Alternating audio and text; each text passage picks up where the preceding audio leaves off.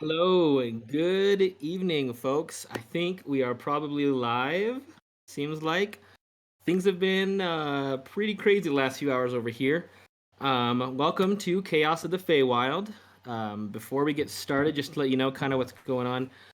Um, one of the key members of our technical team was stuck on the highway behind a huge accident. Luckily, they're safe. The member of our tech team, but that put us behind by quite a bit for getting ready for tonight. So things might be a little extra spicy, a little extra fun, and we're all just gonna roll with it. Um, so if this is your first time here, let's kind of talk about what this is. So we're Chaos of the Feywild, and this is an interactive Dungeons and Dragons experience.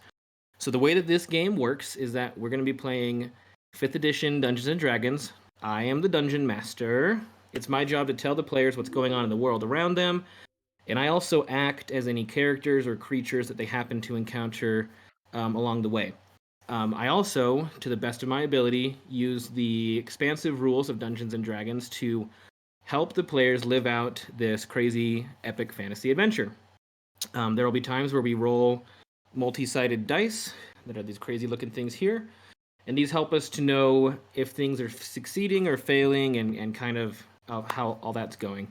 Um, what's the players, their job is to pretend and act as if they are actually part of this fantasy world and do the best they can to act how they think their characters would in these situations. And then between all of us, we're kind of building this collective fantasy narrative that is crazy and changes all the time and is unique to our own experience.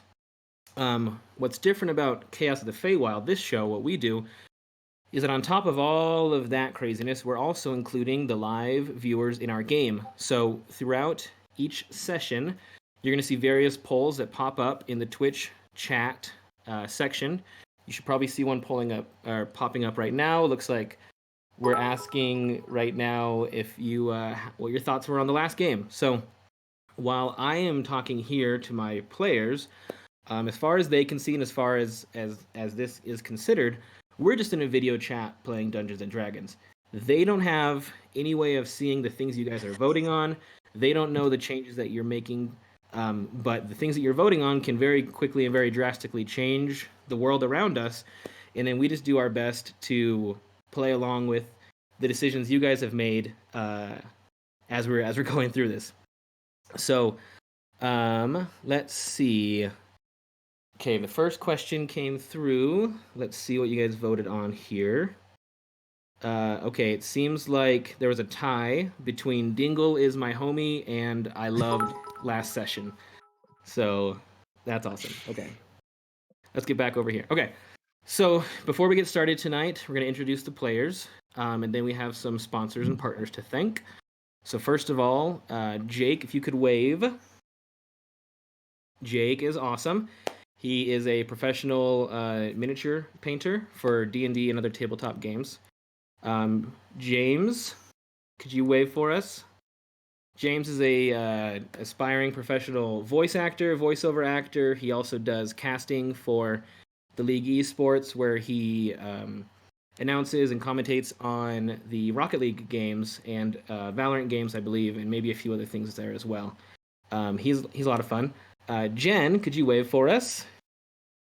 Jen is a teacher and is a professional, semi-professional LARPer, I maybe? don't know that that's a thing, but thank Okay. you.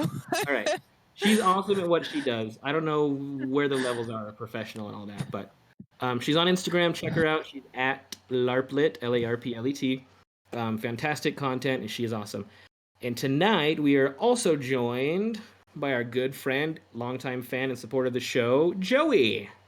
Joey, why don't you tell us a little about yourself? Introduce us to you and who you are, and kind of your history with D&D and all that fun stuff. Yeah, I'm from Utah. Not a family friend with our DM here, Cameron. I just got into D&D about a year ago, and I've been running games with my friends. And I am also studying to become a theater teacher and hopefully to integrate things that I've learned in D&D into my actual career. So That's awesome. So you'll have like in the middle of a stage production, you'll have like the audience like roll a bunch of d20s, and then that changes the show, and you're I mean, I'm open to any ideas, so hey, that's on the table. that's great. And yeah, we're really excited to bring Joey in tonight. We'll be meeting his character as we get going here. But before we start, we have some sponsors and partners who we're going to give some shout outs to and thank for their participation in helping us to bring this crazy interactive D&D experience to all of you guys out there. First off, tonight, I want to talk about a new sponsor for the show, Blinks Gaming, BLNX Gaming. Let me show you here. So BLNX, I've got a whole bunch of stuff. I'll be just grabbing from down there. So what BLNX Gaming does is they give gamers the energy and focus to get an edge up on the competition. You're all gonna have to just bear with me through this one. There's a lot in here. Okay, their Dragon Focus supplement is stacked with 6 different clinically tested focus enhancing nootropics, including aniracetam, alpha size, dynamine, creatine, serenade, and huperzine. You can boost your gaming with sustained energy without the jitters or crash with carnosine, caffeine, theobromine, and vitamin B12.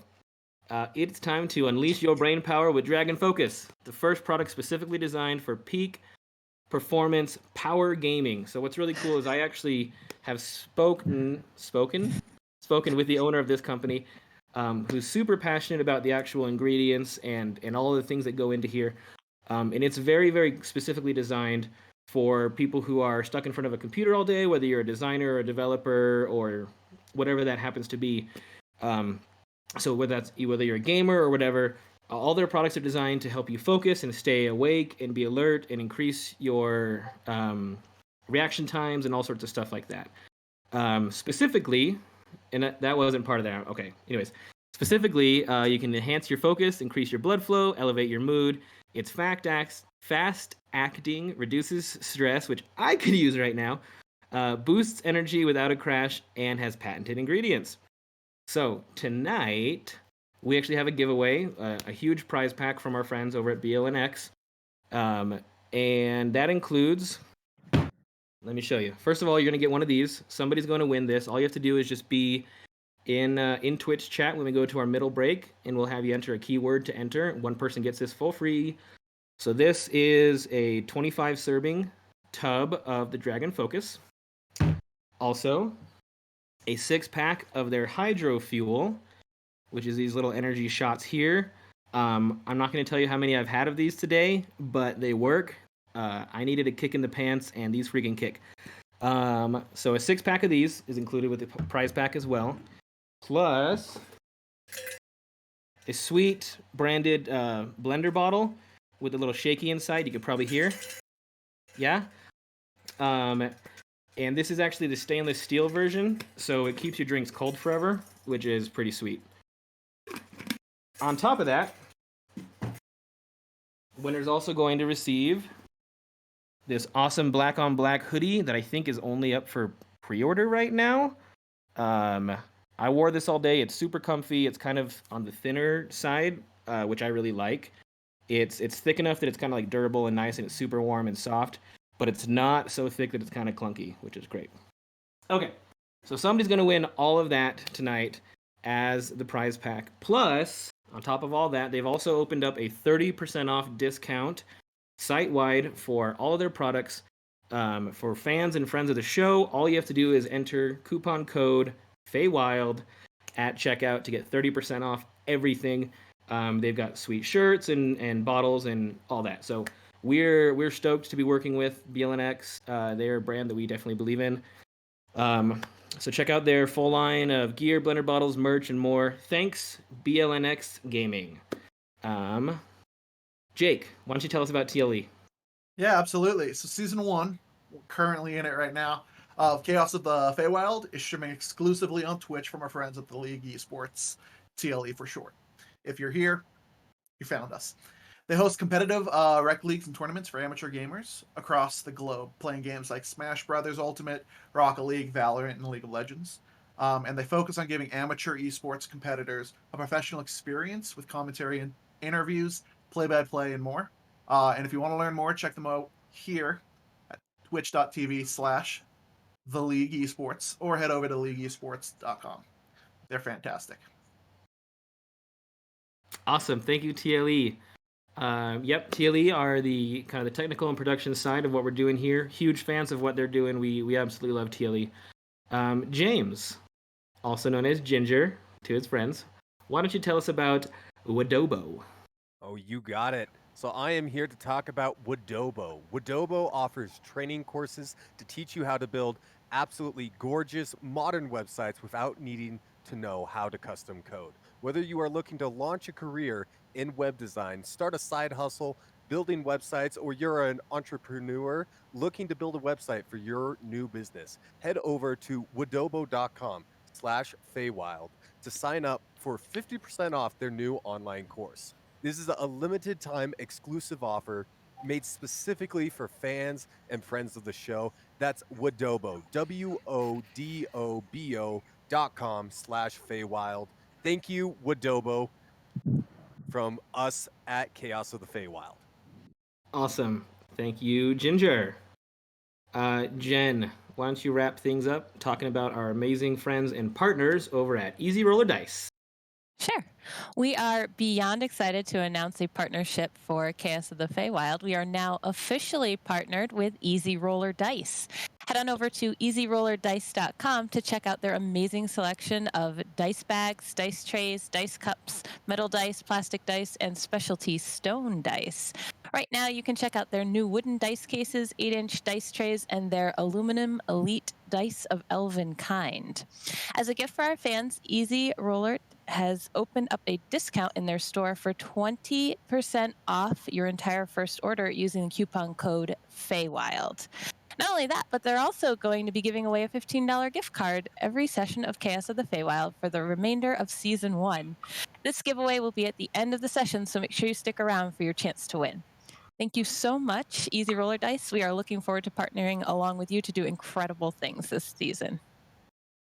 Awesome. Thank you, Jen. Before we finish up, I do got to show everybody. I actually made an order on Easy Roller Dice this week or last week. And it's crazy. I just got to show you this. Okay, so this is, I believe this is the Rosewood Dice Vault. So absolutely gorgeous. I just personally ordered one for myself because I believe in what they're doing, and they're amazing. Solid wood. The top here is magnetic, so it just clips back on. So you've got all sorts of extra protection for your dice. And then on the inside, it's foam. I'm going to try and get a good angle there so you can see. So you can put your favorite set of dice in there, keep them with you, keep them protected and special. You can pick one of these up over at their site. Again, coupon code Feywild for 20% off everything. I'd highly recommend this. I'm going to be using this all the time from now on. I can't believe how awesome this is, especially for the price that they have it at. So we love you, Easy Roller. Okay. All of that being said, I believe we are ready to jump in to tonight's session of Chaos of the Feywild. So let's get started. Okay.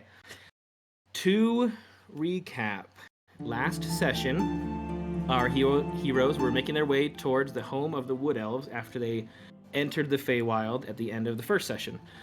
They were doing their best to try and kind of maneuver through the Feywild, through this thick, colorful, mysterious forest, and they camped for the night, and then in the morning, they were attacked by a raging rhinoceros, chosen by the fans, thank you, who picked up Sir Dyfree's tent with him still in it and was rampaging through the forest. They all more or less tried to help save him, and they all encountered a new friend named Zara the Centauru, our guest player from last week, Sammy Leones. Sammy was super awesome. A centauru, of course, in this case, is like a regular centaur, except for instead of the top half being a human and the bottom half being a horse, the top half is a human and the bottom half is a kangaroo. So she helped to rescue Sir Dyfrey, and then all 4 of them made their way towards the Spire, which is the home of the Wood Elves. On the way there, they did rescue Dingle, a baby red blink panda, who was in danger with some weird, mysterious figure in a blue cloak, was trying to capture it or something like that. They rescued Dingle, and Dingle joined the party. They eventually did find the Spire, which is the home of the Wood Elves. As they were there, they found out that Eowyn's father, who they expected to find there potentially, wasn't there, and that the Wood Elves hadn't seen him in quite some time, potentially several years. That was a little disturbing because Eowyn was expecting to see him there. That's his home. That being said, they also found out that the Wood Elves were not the cause of the chaos energy that's been radiating through the Prime Realm, but that they are aware of it, and they have at times been able to kind of harness it and use it. They learned that it's radiating from somewhere and from something, and potentially as a result of changes in the world around, but that they weren't the cause of it. That being said, the Wood Elf Queen did invite them to stay and help out for a little bit because they were having some trouble with some fire wolves, of course. The fire wolves were trying to burn down the base of the giant trees where they lived in. The party obliged and decided to help out. So a crazy combat encounter ensued where the players helped to defend some of the Wood Elves as they were putting up a protective ward around the home. They succeeded in this with some pretty epic moments of some Centauru explosive attacks and some smiting and super well-placed arrows, all sorts of fun stuff. Anyways, they did well, and then they got back to the Wood Elf Queen, who rewarded them and thanked them. She gave them a drift globe, which is like a mini snow globe that kind of acts as a handheld light and sun device. She also allowed Zara, the Centauru, to join the Queen's Council, which is a very high honor indeed. Since we last saw our heroes, a few things have happened. First of all, they rested for the night in the Spire with an area that was granted to them by the Queen. Then, the next morning, they began making their way southwards. As per the Queen's suggestion, they were heading towards, hopefully, the home of the Eladrin, also known as the High Elves.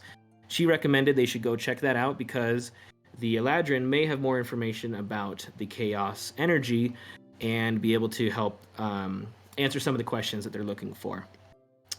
So the familiar forest, as they were beginning to journey, started to change, and the environment started to get a little bit wetter, muddier, and after a few more hours of travel has eventually turned into a swamp.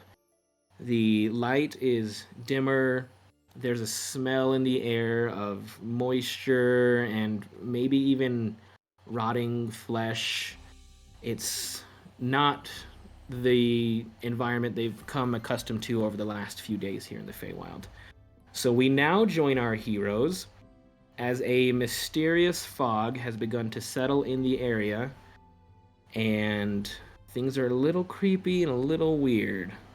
Players, what are you all doing? All right, come on, Ponto. That one has to be you. It's not me. Not this time. All right, swamps have never smelled this bad back from the human lands. Shh, shh. We are in the Feywild. You don't know what could be listening. Can't be worse than Ponto's gas. Let's be honest about this, guys. But you are right. We should probably be a little more careful. Anyways, Eowyn, I'm very sorry to hear about your father. I know we are on our way to the Ladrin. Is there any hope for us to find him there? I mean, it might be possible. I don't know why he would be there. But, I'll ask if they've heard anything. Do you have any idea why he might have left the Spire? It might have had something to do with my mom. Well, hopefully we are able to reunite you with your father. But in the meantime, we should make our way through the swamp as quickly as possible so we can find the source of this mysterious blue light that has been causing Ponto to get into some, shall we say it, messy situations. Yeah.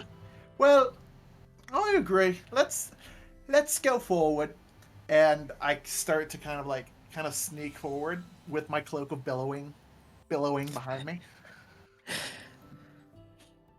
Okay. We better go after him. You look a little extra dramatic as your cloak gently billows behind you. The fog at this point, as you're continuing to wander, trying to head southward, the fog is getting more and more dense and has taken on a dark purple hue. Thank you, Twitch chat, for choosing that. You continue wandering, but between the all of the moisture on the ground and the familiar kind of knotted roots and the hanging vines, it's really hard to get a good feel of your surroundings and which direction you're heading. After maybe another half hour or so, you find yourselves almost entirely lost. Things are starting to look like you've seen them before. You might be walking in circles, but for all you know, you could have walked 10 miles because space and time and distance here in the Feywild is all kind of a little blurry, and it's hard to really know what's going on. What are you all doing? I swear I've seen that rock here before. Aenwen, is this fog normal for this part of the Feywild? Have you ever been in a swamp like this before? I have not come to this part of the Feywild before. It smells awful. I don't see any reason why I would ever want to come here under normal circumstances anyway. I think you're right about that rock. I think the best thing we can do now is there any tall trees nearby that maybe Ponto can scurry to the top to, see if we can get an aerial view of our surroundings? Is there any tall trees in this swamp? Make for me a, let's see, survival check, if you would, Sir Dyfree. Survival is a check to look for tracks and things like that, and kind of to make your way and understanding kind of where you are. So Dyfree's luck continues with a 1. With a 1, okay. Let's pause there for 1 second to let you all know that our fans, our viewers on Twitch, have actually chosen Sir Dyfree as the recipient of tonight's inspiration die, which is an extra powerful D20 that you get to use at some point during the night. The reason they chose this, interestingly enough, is because you did so poorly on last session, especially with trying to become friends with Dingle. Hey, that was not Sir Dyfree's fault. That was Ponto's fault.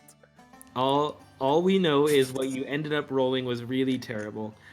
Anyways, as a result of that, you have an inspiration point now. So a tiny beam of light enters into your head, and you feel like you have this little extra power. So at some point during the episode tonight, you can either choose to re-roll a d20, or you can decide to roll at advantage on an attack. You can force an enemy to use disadvantage, or you can add +3 to any of your rolls one time, and then you lose your inspiration. It's also use it or lose it, so if you don't use it by the end of the night, you do lose it. Okay, that being said, thanks for the reminder with your terrible roll. You don't find any trees that would be helpful, because as you're looking around, the fog is continuing to get more and more dense around you, and you do see vines and you find, you know, kind of the base of some trees, but they're not really climbable trees, and the fog is so dense anyways that climbing up them really wouldn't be that useful. You do, however, as you're looking around, actually, why don't the three of you all roll for me a perception check? 13. That would be a 12. 11. Okay. As you're continuing to try and get your bearings, the three of you do see kind of a puddle in the ground. but upon closer inspection, it's not just a regular puddle. It's actually looks like the footprint of some huge creature. I mean, it's probably 1.5 to 2 feet wide, just this footprint with kind of claw marks in it. You find a few more of these prints as you continue looking. This is something big. What are you all doing? Could this possibly be maybe another ogre like we encountered right when we entered the Feywild? What do you think, Aenwin? Let me look. Can I like make a closer examination and try to identify what type of creature it is? Sure. Yeah. Go ahead and make. This would also be a survival check. 6. 6. Okay.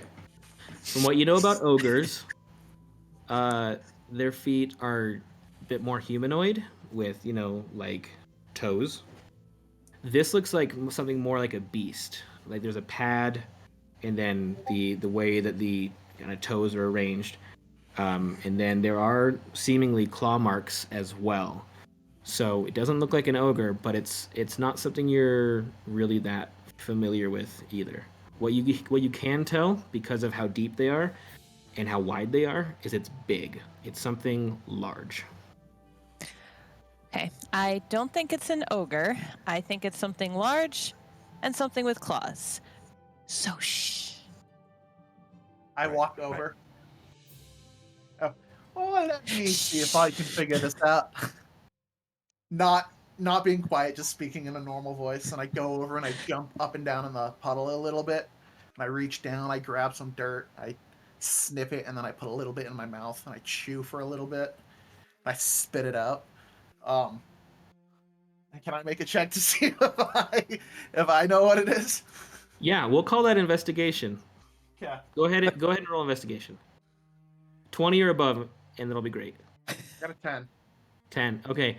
It just tastes like dirt and mud, Okay. and it's a little stanky. Okay, I turn around and I look at the other two and I say, you know what? I think it's big and it has claws. I think I know why they call you Puddlefoot. Yeah, I did not think that name was literal. I'm sorry I misjudged you, Ponto Puddlefoot. Your name fits you quite well. Thank you. All right. Can you- And I let my cloak billow a little bit. Make a performance check. You know I'm gonna make a performance check with a 18. Yeah, it billows, and the fog kind of swirls off it as well. It's really dramatic and would be really impressive to anybody else. But the two of them that are with you have seen you do this so often. It's just not that exciting for them. Can I then take my cloak and like because I saw kind of the fog billowing off it, can I go like this with my cloak to kind of like clear a little bit of the fog around us? Make a general dexterity check. So just roll me a d20 and add your dexterity modifier. 21. 21? Yeah. So as you continue kind of moving forward, you are able to kind of fan with your cloak and make kind of a little bit of a pathway in front of you.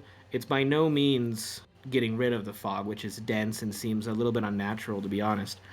But you are able to see the ground a bit in front of you. You continue for a few minutes and come upon the carcass of a... Hold on. It's the carcass of a moose. It looks like a moose, but there's a huge chunk missing right out of the abdomen. Huge scratch marks up its neck and top of its torso and across its face. One of the antlers has been snapped off. It looks like this creature was hunted and attacked, and it's kind of mangled. It doesn't seem like the type of thing you would typically see for an animal who's like just hunting it to eat. It seemed like there was maybe some more aggression behind it or something. What are y'all doing? I am going. Go ahead. Why, thank you, Aenwin. I am going to attempt to kind of get close to the creature and examine basically the chunk missing, and then can I try to learn something about the creature that bit out of it with investigation or anything like that by examining the wound? So yeah, this would actually be a nature check at this point. All right.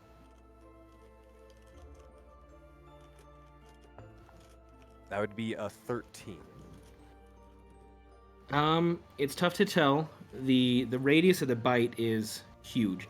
It like the chunk that's missing, you do kind of see ridges from teeth. Like a single bite was able to pull this whole chunk out of the giant, or out of the large moose. Again, you can't tell exactly what creature did it, but judging by the prints of what you guys were following, you know, it kind of makes sense that probably whatever you were following also destroyed this moose. So Ponto, we know it's big, large, has claws, and now we know it has teeth. Oh, very perspective of you. Can I look to see how long this moose has been dead? And how close this creature might be based off that? Sure. Go ahead and make, in this case, another nature check. 3. 3. Okay. So you're looking and trying to figure it out. Suddenly, from out of the fog, you see a figure approaching. Too late to do anything about it. You see a humanoid approaching you, wearing normal human clothing. And what do they see, Joey? Coming out of the mist, you see a figure. He has a large pitchfork, and he's wielding it, heading towards you, very much on his guard. He has, at this point, some very long, shaggy, matted hair and beard, the remnants of what looks like was once a hat, as well as some very torn and dirty clothes. And he's just inching his way towards you. All right, don't you move. Don't come any closer. Sir, be careful. There is a beast nearby. Are you okay? Hush now. Hush now. You're just tricks in the mist. I've seen things like you walking around here. You stay where you are now. Now tell me where's the way out? Actually, we were hoping you could tell us that. I assume that you are also lost here in this mist with us? What's it to you, huh? Why are you interested in to know if I'm lost, huh? As I turn over to Ponto and kind of whisper to him, is not very friendly, now is he? Oh, I think just for now. And I cast Charm Person on him.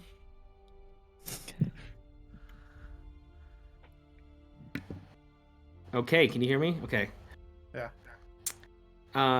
First of all, Ponto, as you're doing this, and you're casting Charm Person on him, you still actually have a bunch of mud and swamp weeds that are all stuck up in your teeth from when you were eating the ground earlier. So it's a little strange that you're doing this. Joey, could you go ahead for me and make it's a wisdom saving throw, right? Yes. Okay. That's a 7. Okay. You are charmed for the next, let's see. Ponto, how long does that go?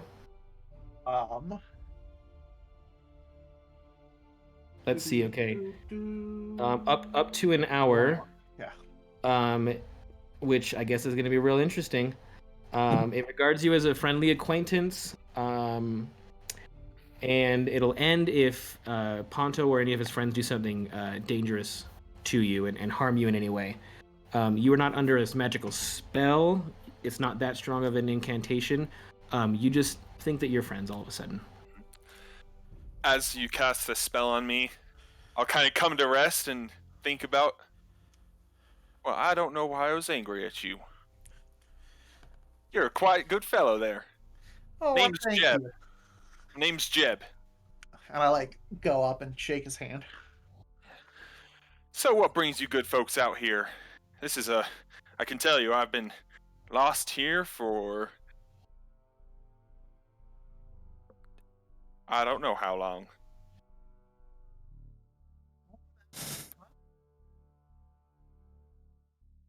Are you Well, Jeb, I'm. It's Are you hard to from remember, here? honestly. Uh, I don't remember. Do you know Any- anything of the? Do you know anything of the Elagrin? The who? The Elagrin. Am I The saying that all right, guys? No, no. Hoity-toity high elves. That's not familiar to me. I think I would have recognized them. I can't say I've met many elves in my time. Yeah, that's not familiar to me. Are they looking for you? Actually, we are looking for them. Your name was Jeb, was it? Jeb. Yep, Jeb. Do you have another name to go along with that? Jeb of, as I gesture for him to say his full name. Nope, just Jeb. And you say you do not know how long you've been in this swamp. Sometimes it feels like days, and other times it feels like months. Then I do have one question. What have you been eating? If Oh. you have been here for so long. He reaches into one of his pockets, a very tattered pocket, and pulls out a turnip. This is straight from my farm. But I thought you said you've been here for countless days. How do you have a turnip from your farm? Is it nearby? Is there any chance you could take us there? Well, it's not the only one I had. Actually, you see, I've been having trouble finding my own farm. What do you It- do remember? Well, I remember my name's Jeb, first of all. Okay. I remember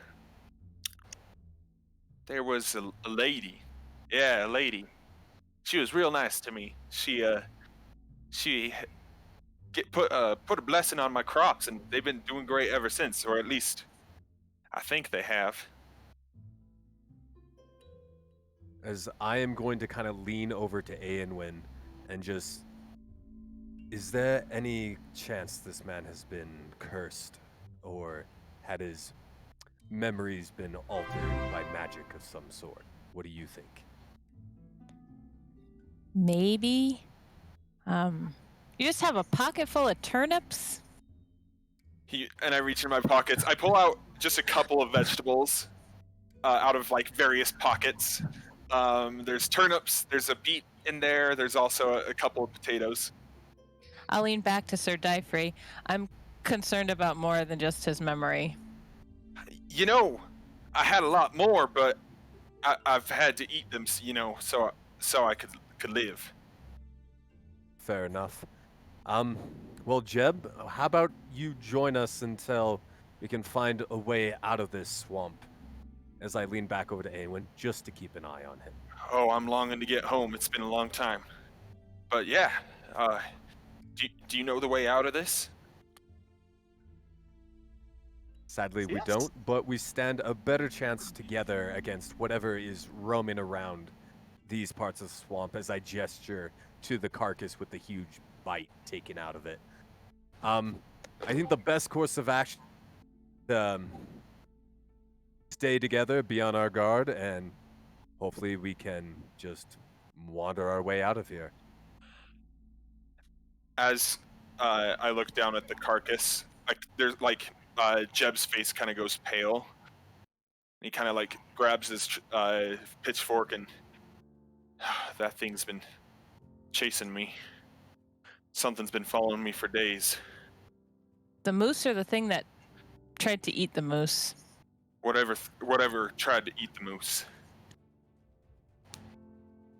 At this point, I'm going to unsheath my sword just so I have it at the ready, and then I want to cast divine sense, if that is okay, to see if there is any creatures or if I can tell if Jeb has any evil about him. Okay, great. What's the range on that? That would be 60 feet, and it can detect good and evil around me. It can also detect the location of celestial, fiend, and undead within that 60 feet, or if we have been affected by a hollow spell. Okay. Within 60 feet, no. You don't detect any of those things. You do get an evil presence, though. Something it's kind of, it feels like it's all around you, but you can't really pinpoint it. The fog itself seems like there's some sort of darkness and something evil about it as well.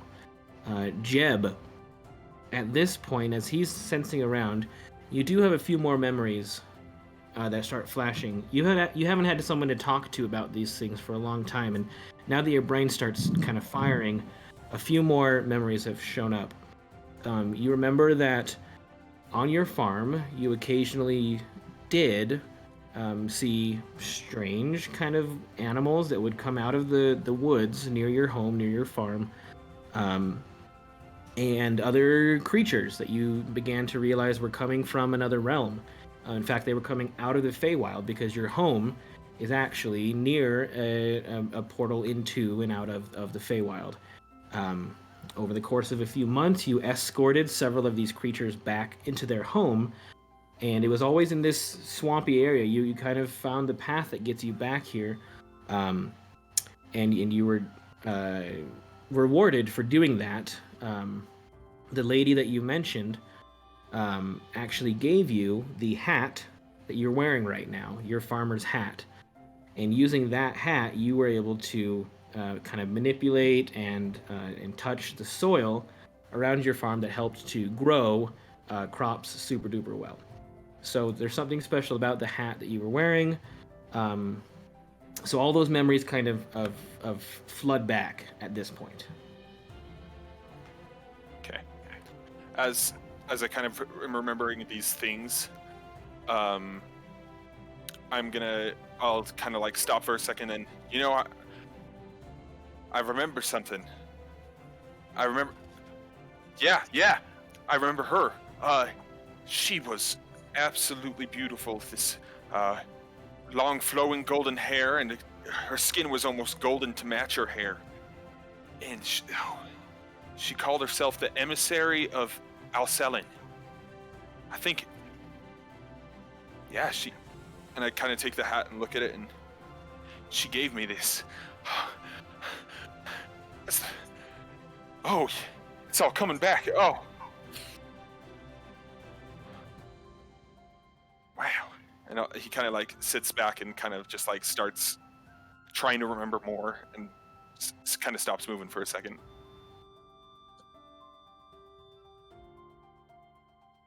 Jeb, is there anything special about the hat, or did she just give it to you? Well, I would use it, and I would honestly just kind of touch my crops with it, kind of use it as a dust. I mean, that's kind of what it felt like, dusting, and it somehow helped my crops to grow much, much better. As he is starting to remember, and Ponto is talking to him, I have been off to the side. I did my divine sense. I am going to kind of walk back to the group, and when I get there, just kind of glance around and make eye contact with Eowyn, and just tell her, it seems that we are surrounded by something. I sense some sort of evilness around us. Maybe fog, I'm not quite sure. Is that, Jeb, has this fog been here the whole time you have been in here? And Ponto or Eowyn, is there anything either of you can do to maybe give us some room or push this fog back? Well, I know that sunlight usually drives off fog, right? And we have the drift globe from the Queen. But I'm also concerned that if we send up a giant beacon, whatever's been running around in these woods will come running. So That is true. I could cast Fairy Fire. It'll essentially outline all the different objects all around us in whatever color I want. So we could use Convenient. we could use it to see if there's maybe, I don't know, a beast or a monster. I don't know if we have many other options. Jeb, please keep trying to remember a way out of here. Anything you can remember to help us get out of this swamp. In the meantime, yes, Ponto, I think that might be a good idea just to see if we can get any information about our surroundings. But if we can't, we need to keep moving and see if we can find a way out. Okay. I'm gonna cast Fairy Fire where we're at. So it's a 20-foot cone or cube Okay. around me. So sparkles fly out from your hands and form a 20-foot kind of blanket above where you are, and then just it descends all over you and the ground and the trees around you. It sticks to the ground. It sticks to you. You're all lightly glowing at this point. It sticks to the corpse of the moose. But looking through the fog, you don't see it sticking to anything else. One thing that is interesting, though, is that typically it'll kind of fall straight down, but in this particular case, it seems like it was actually blown as it was falling, which wouldn't normally happen without some sort of magical pressure pushing it. As this is happening, you also realize that it seems like the fog is also kind of blowing in that direction. Like it's probably like the fog is coming towards you from the same direction that it blew the kind of the twinkly sparkles from your fairy fire. Okay. I'm gonna. Well, did you guys notice that it almost seems like there's a wind with the fog? Did you guys notice that? Not no, until but that would be helpful for finding a direction to go in. Yeah. No, I feel like the decision to be made here is, do we try to find the source of the fog or try to go in the opposite direction? Jeb, you have a comment? No, I was just trying to find out which way that wind was blowing that you were talking about. Good man. Eowyn, do you think what do you think the best course of action? We need to keep moving. We need to find our way out of here. I suggest that if we're looking for a fight, there is an evil essence around us. We go towards it, but we have no idea what is in that direction. Maybe we should go in the way the fog is billowing and try to find the end of it. Can we with our eyes now see the fog in the direction that it's moving, or was it more of a thing we could only see with the fairy fire? Because your fairy fire kind of exposed it, you can see there is kind of a slight breeze, depending on where you're looking, that kind of comes towards you. Okay. Yeah. Or away from you if you're obviously looking in the opposite direction. But yeah, you can now sense that it feels like it's moving in a certain direction. All right. Hey, Jeb, Yeah. can I see your hat for a second? Well, I'm not going to take it. I'm just going to try something with it. He ate dirt earlier. That might influence your decision. well, Eowyn, that is not helping at this conjuncture. as long as you give it right back. Absolutely. And I take it and I turn it so that the like the rim, so like there's the top and then the rim's facing down. And I kind of shake it, kind of mimicking what Jeb said he did on the crops. Okay.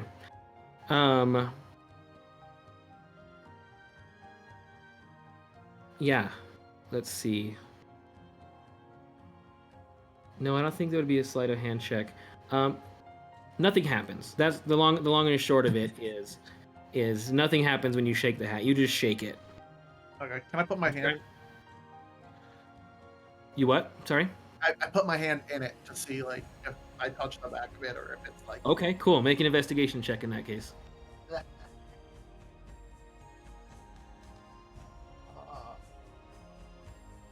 20, not a natural 20, an 18 plus. Okay. As you feel the inside of the hat, it's made of straw, kind of a light straw. You don't feel anything in there. It's not like a bag of holding. But as your hand is in there, there is a wave of bright blue chaos energy that flows over all of you. And as your hand is inside the hat, it changes from a straw hat into a blue and pink checkered hat. What'd you do? What'd you do to it? Coyly take my hand back out of it and I pass it back to him. Can I try doing the same thing and putting my hand in it? Yeah, you put your hand in, and it's kind of like felt now. It's still definitely your hat. You feel a connection to it, but it was changed by the chaos energy that just came out. For a second, Jeb just kind of stares at it, and then he puts it on, and you can see him like silently like crying, just like tears just running down his face, just like something was just taken from him. But he now has a fabulous hat. Ponto, can I have a word with you? We humans have one kind of unspoken rule, and it's you never mess with a man's hat. You might want to apologize to Jeb as I see him just like silently crying. But after that, let's get a move on as I'm going to actually start heading away from the fog. So wherever the fog is billowing out towards, I'm going in that direction, hoping that I can eventually get to the end of the fog. And I'm gonna go over to Jeb. Sorry, Jeb. Would you like to trade? And I take my hat off. My red kind of pointed hat. Would you like to trade? You can have my hat. You know, I'm happy with what I got. Thank you. I feel a connection with this hat. It looks different, but I think it's still mine. Oh, it absolutely still is. If there's anything I can do, just let me know. Okay. Cameron, I do have a question. How has it been an hour yet, or where are we within that hour? Yeah. By this point, you've kind of continued to wander. Well, first of all, before I answer that, Sir Dyfree, when you walked off, did anybody else walk off with him, or are you just going on your own? I'm not going super fast, but I am starting to like walk to try to get the rest of the group to follow me. So I did walk off by myself. Did anybody follow him? I went to Jeb, so I'm gonna drop Charm Person as I apologize. It's kind of a. Okay, I do have a logistics question. Sure. Would I know that I'd been charmed, and would I go back to the way I was before? You don't necessarily have to go back, but you know that a charm had happened and that it affected your mood. Okay. By the way, Sir Dyfree's gone. He's disappeared into the fog. As you're all talking. Hey, where'd that gentleman go? Who's I don't know. Are you there? Hello? I'm gonna join in yelling. Oi, Dyfree! Dyfree, where are you? Not too loud. Hold on. Well, that's interesting. Okay, we'll come back to that later. Sir Dyfree, make a perception check for me, if you would. You got it. All right. Perception. I got a 15. 15. Okay, you do hear from behind you. You hear them yelling. You can't tell exactly where. You know it's somewhere behind you. But you can't see them. How loud are they? Do they sound like very close by, or do they sound far off? They sound like they're not right next to you by any means. But if you were in the woods yelling at somebody who's 60 or 100 feet away, you'd be able to hear them. All right. As I hear this, I am going to kind of turn around and try to call back to them. Just say, "We need to get a move on. I have started at. We need to get a move on." And I am going to kind of wait in there to see if they're getting louder towards me. If they don't come in a second, I'm going to start trying to head back towards their yelling. Okay, what is everybody else doing? I'm gonna take out my handpan, my drum. I wanna. Oh, die free, listen to the sound of my drum. I'm gonna just drum as loud as I can with like a kind of a like a. As loud as you can? Yeah, so he can follow me back. Okay, make a performance check with advantage.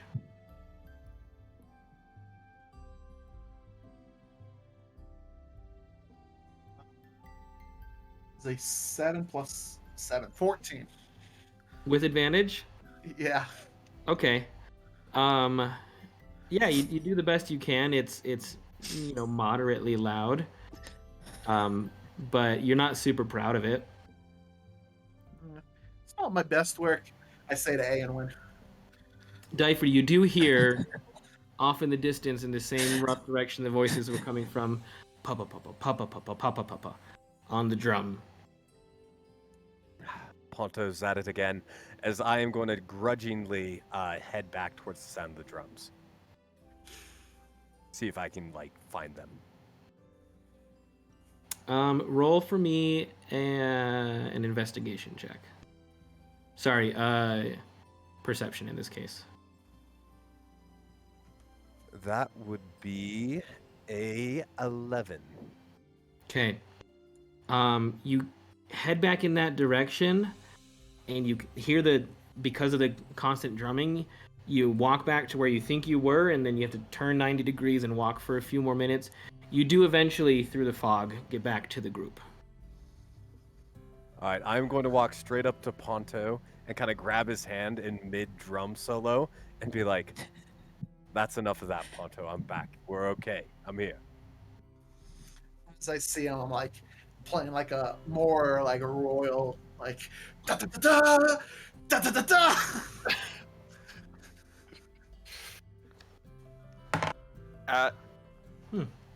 As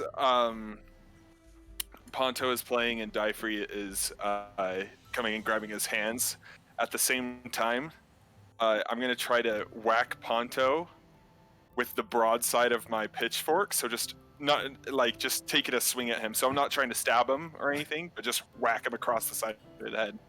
Okay, roll to hit.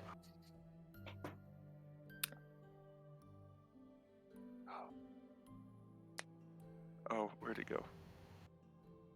That's only a 6, so I miss. Yeah, you just swing right over him.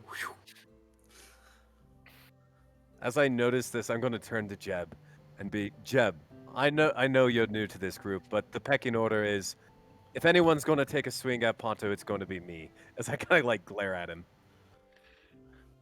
What? Well, I can't argue with that. All I want to say is that if you ever try to charm me again, next time I won't miss. Yeah, you hear that, Diefree? He's telling you not to charm him again. Well, I am quite. Wait, Ponto, that was you. As I kind of forget, thinking I am all that charming. Aenwin, you've been rather quiet. Has Jeb been able to remember anything while I was gone, or are we going to get a move on, or are we going to stay here? Because I do not want to go back in that fog alone again. Yeah, I was enjoying Ponto's drum solo, and then I kind of glare at Ponto a little bit, and then I turn to Jeb. I'm sorry he broke your hat. I can spruce it up a little bit if you'd like. No, it's okay. I'm just gonna keep hoping it will go back to the way it was.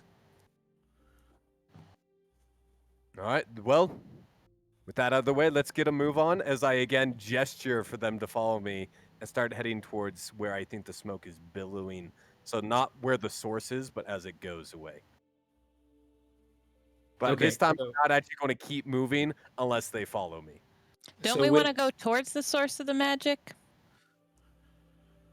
Well, I guess that depends. If you're wanting to fight someone, sure. If we want to get out of here, I think the best course of action is to go until the smoke ends, and hopefully it'll get clearer as we move away from the source. When we first came upon the fog, did we walk into it or did it roll up from behind us? You kind of walked into it, but it was pretty subtle. And, swamps do tend to kind of have a little bit of kind of misty fog in the air. It didn't seem that out of place when it was happening until you started to get this kind of like presence around you, that it was kind of pressing in on you. So it's really tough to tell. You do, however, all hear from off in the distance some roar of some large creature. Can't tell from where, but something's happening. Oh my God. Okay, fine. Let's get out of the fog. Very I've heard good. that. And look, Jeb, I've heard that noise before. is that the monster that's been following you, Jeb? I haven't gotten a good look at it, so I don't know for sure, but it may well be. All right, then let's make haste and try to get out of this fog. As I again start to gesture and start to kind of move towards the outside, trying to get them to follow me. I'm gonna follow. I will go. Okay, so you're moving in the same direction as the fog then? The way the fog is moving. So if the fog is moving to the left, we are going to the left, following where the fog is moving to. At your back, basically, right? Yes. Okay. Everybody go ahead and roll for me a survival check.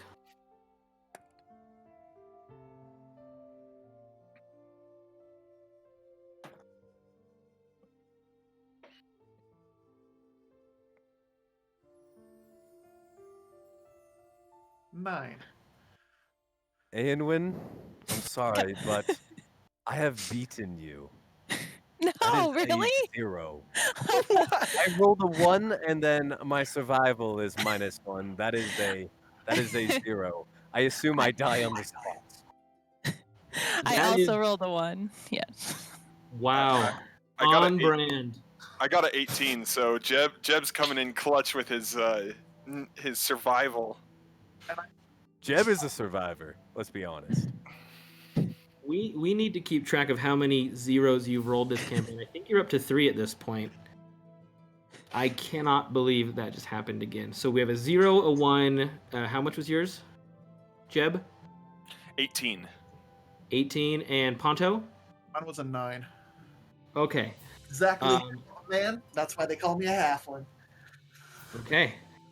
So you,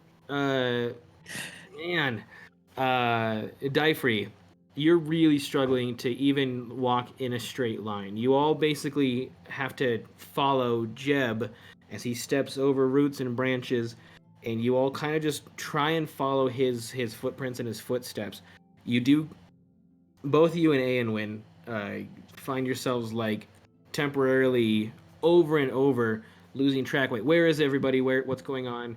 And then you're able to catch back up with the group. You continue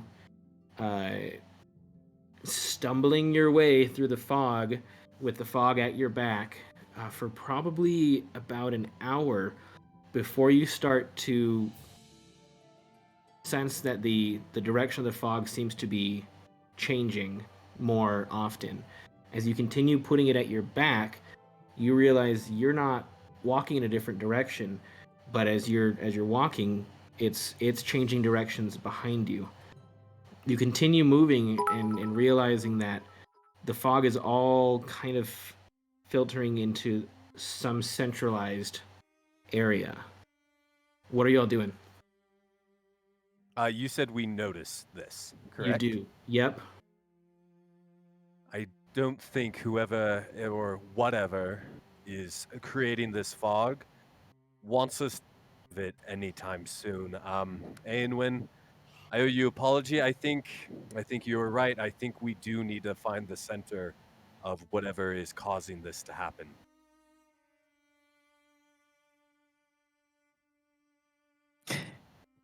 I just accept that with a nod. Yeah. Start to tear up as I've never seen Guy give credit where credit is due. As they're doing this, Jeb is just walking, and as we see like the shadow of a tree, he points at it and just kind of names it like, "Oh, that looks like a maple tree to me. Oh, beautiful tree," and just like naming the local plant life whenever he can. Okay. Roll for me a general intelligence check. Just your intelligence plus, or 20 plus your intelligence modifier.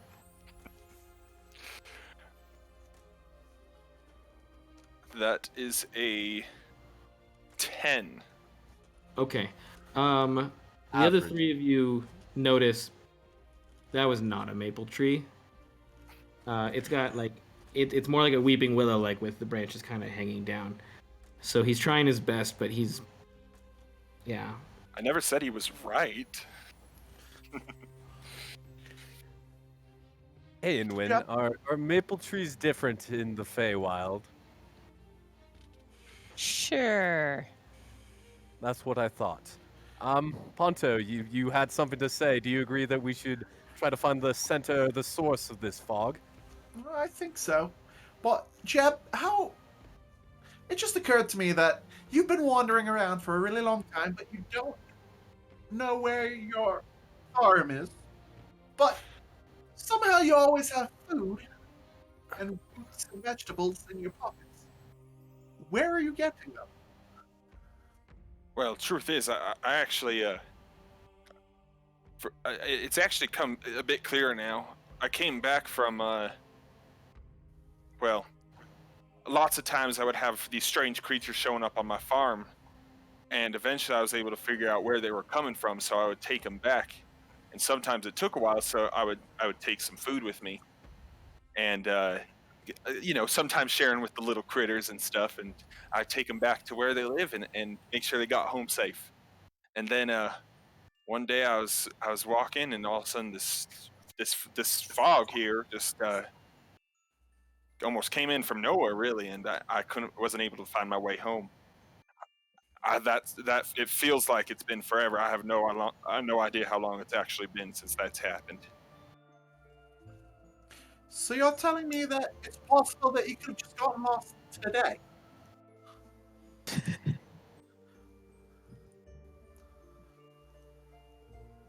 Well, it feels like it's been longer. I usually try to keep a nice close shave, but I'm getting pretty bushy here, so by my reckoning, it's been a while. Can I make an insight check? Yeah. Or actually, like an arcana check? For what? See Tell if me what you're trying to do. I want to see if he is under, like, if he has like a disguised self on, or if like what we see is not actually what his person is. Okay, yeah, go ahead and make an Arcana check for that.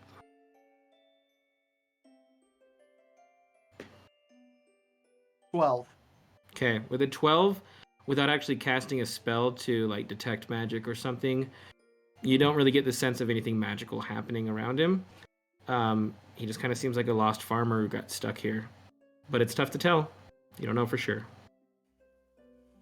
At this point, though, a solitary tear gently falls down your face, Ponto, because you're so proud of Dyfree from a few minutes ago. Oh yeah. The tear glistens with blue chaos energy at that point. So that's super great. You all continue on your path. Are you trying to head towards the source of the fog or away from it? What are you guys doing? I suggest that we head towards the source of the fog, just like I Aenwyn second suggested. that. Oh, I third that. Jeb, Okay. you coming with us? Well, I think you're my only hope of getting out of here. You all seem like a strong bunch, so I'll follow you wherever you go. Okay. Right, we are going to head towards the source. Okay, doing the best you can to keep the fog always at your back.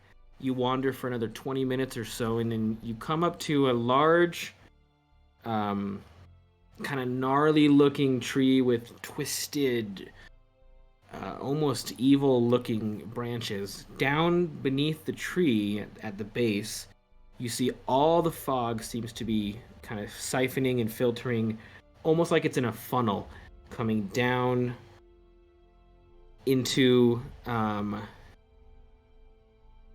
like a trap door that's been lifted up, kind of like a makeshift bunker of sorts, wood and scraps and other things lifted up in that area there.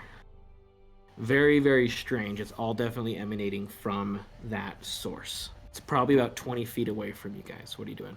And you said there's a structure of some sort, or just a bunch of like random wood? So like there's definitely debris around, but there's basically a slab of like almost a door that was laid on the ground that's currently opened up. And that's where all of the fog is kind of pouring into this hole. Well, that is not something you see every day. At least we've found somewhere that wasn't wherever we were. Ponto, why don't you go check out that and maybe possibly shut the door while you're at it? See if that cleans up some of this foggy business. Gesture, I kind of like nudge him from behind to go ahead of us. Okay. And I start walking towards the door, but like with my cloak of billowing kind of around me. Okay. As you get closer, you don't see anything. You do hear some sound that sounds like it's coming from down inside wherever this is. Okay. I go up to the door and I kind of swing it a little bit. Okay, it's already open, so you could shut it. You could like close it down on the ground if you want. Yeah, I'm gonna put it down, wait a second, put it back up. Okay. So you close it, you put it back up. Doesn't seem like there's any difference. The fog is continuing to get sucked down into this, seemingly. But you also feel, you hear there's something down there. Something sounds like it's moving around. In fact, make for me a perception check. That's a nat one. Yeah, really tough to tell. Just kind of weird with all the fog and it's kind of swirling around you. It's tough to see. What's everybody else doing?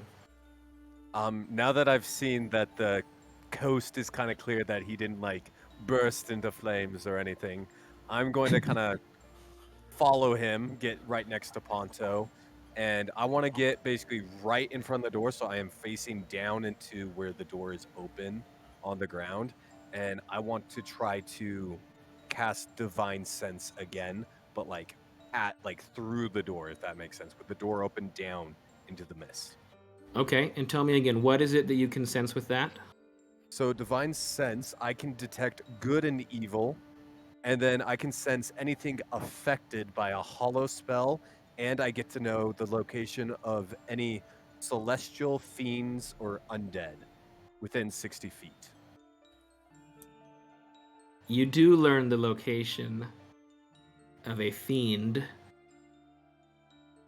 down under the ground. All right. It's within 60 feet. As I sense this, I'm going to kind of like right as I sense this, kind of stumble back and look at the group and just be, I don't know what it is. It seems like a fiend of some sort, but there is definitely something down there that does not seem friendly. I'm gonna say, stop. I think I'll figure out what it is. Give me 1 second. And I kind of put my finger. I lick my finger and I put it up in the air, trying to sense something. And I I take the shutter and I put it down and I open it again, not looking at it, but kind of listening. And I look over to Diver and I say, "Could you kind of block the way of Aenwyn real quick?" Rule number 1, we don't lick things. Sure. As I kind of like stand in front of Aenwyn so she can't see what Ponto is doing.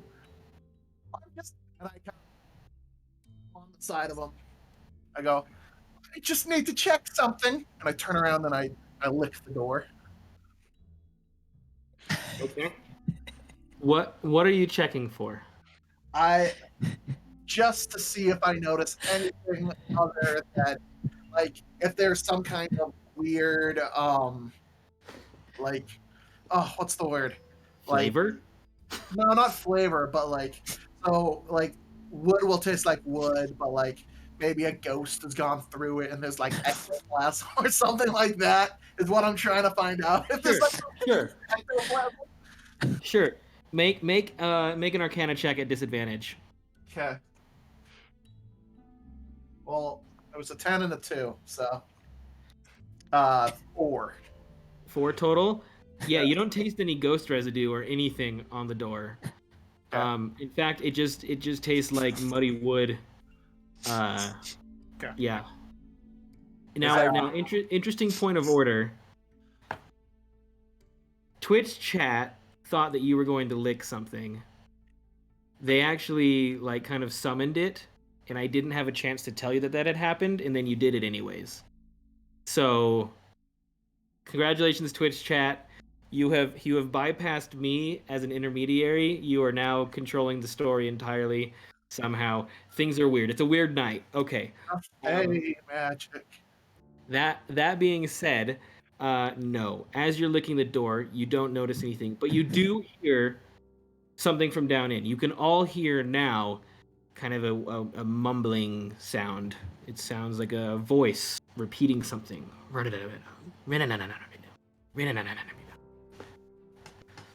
What are you doing? Getting out my bow. I'm going to make sure I have my shield in one hand, my sword in the other, and I'm still gonna kind of unblock the way of Aenwyn's view so she can point her bow at it, and just kind of turn to her and, "You were right. He licked it." And then I'm going to go to the edge, kind of have my sword drawn, kind of like pointing down into the hole, and just like call to the fiend, "Hey, we know that you are down there. How about you come up and talk to us for a second? Maybe we can work something out. We can't seem to find our way out of this area. Is there anything you can do to help?" As I assume it's evil, but trying to get it to come to us so we don't have to go to it. Make a persuasion check.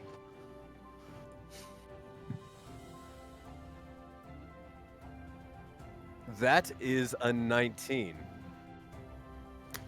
With a 19, you do notice a figure making its way up, climbing up a ladder that is underneath this. The hands come up, the head comes up.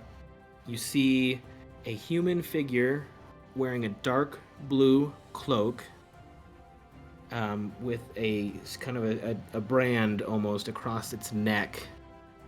You see them peek up, look at you, and then disappear back down.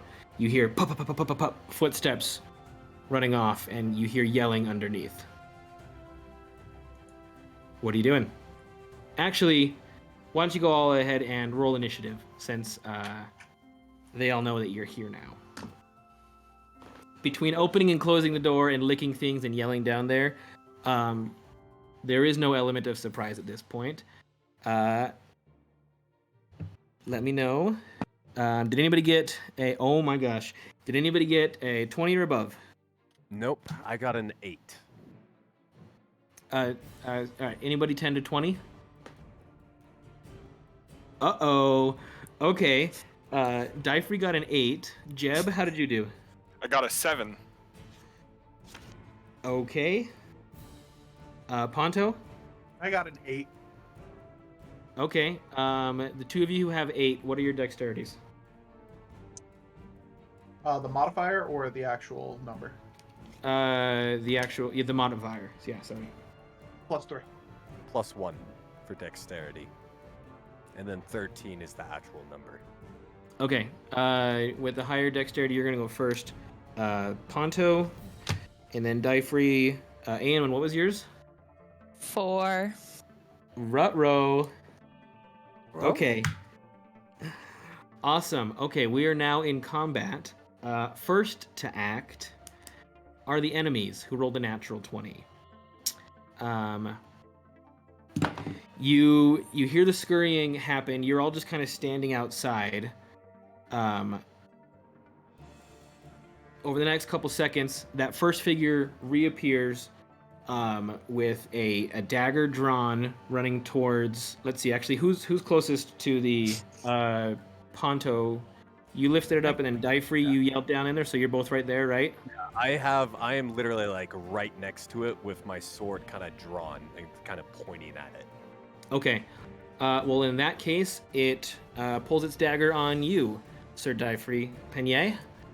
And let's see. With its dagger drawn. Actually, no, it's not a dagger. It's a scimitar, a curved blade, a curved, thin blade. It attempts to strike you with the blade with a 13 plus 3, 16 to hit. That does not hit. Okay, it bounces off your shield as that first one emerges.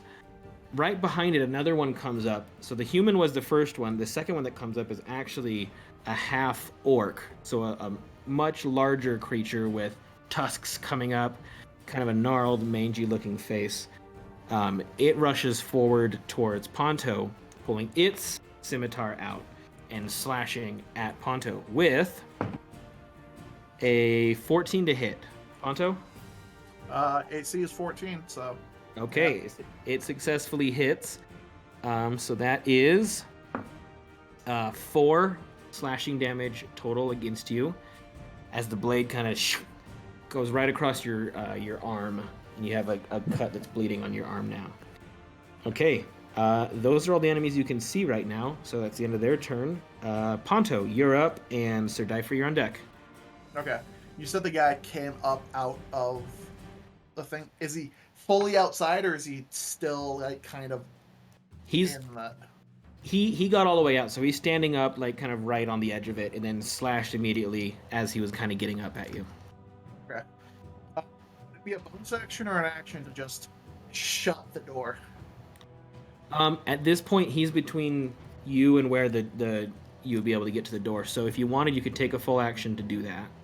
Okay. But that would be your action. Yeah. I'm going to do that. I'm going to shut the door, but also then jump on top of it. So what weight I have is on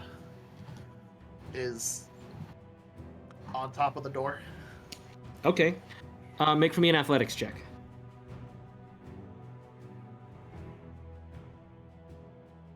4. 4? Okay. Yeah. You're able to get the door closed, and you try hopping on it, but like the timing's weird. So you're kind of partially on it, but you're not putting very much weight on it. If you were trying to like lock it closed with your cute little weight, you have not done that successfully. Alright. Anything else you want to do on your turn? You still have half your movement, and you can speak if you want. Nope. I'm gonna stay where I am, but I'm gonna use a bonus action for A and win. I'm gonna use some bardic inspiration. I'm gonna say, hit them between the eyes. Okay, Aenwyn, you've been inspired. That'll be the inspiration. Okay, your mic cut out for a second there, but whatever you did inspires her. So Aenwyn, you get an extra d6 you can roll in your next d20, whether it's an attack or whatever. Okay, Dyfree, it is your turn, and Jeb, you're on deck.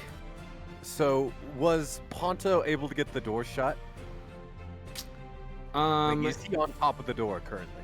So the guy came out, slashed at him, he kind of walked around and pulled it down. and he's kind of got like a foot on it, but he didn't really like put a bunch of weight on it. All right, so there's still 2 enemies outside it, or are they both Correct. still? Yeah, All they're right. both right there. They're both right within range. You can slash either one with your sword. All right, the one that attacked me, since I got blocked with my shield, is it off balance? No. All right. Well, in that case, I am just going to try to do a normal slashing attack at the one that tried to attack me. Okay, roll to hit. And this would be the human attacked you. Got it. Roll to hit. I am doing this with one hand. That would be... Oh, sorry. So to hit, I got a 12. 12 just barely hits. Yes, you're able to get your sword after kind of hitting him with the shield, and you're able to kind of get around and slash him with the sword.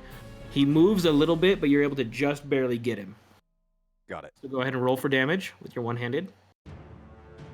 I hit him for 11 damage. 11 damage. Okay. With 11 damage from the sword, you slice through him and you open up the side of his body. Entrails fall out as he collapses on the ground. Blood comes up from his mouth as he coughs and dies. Dead. This was just a human in a robe. Perhaps I should have asked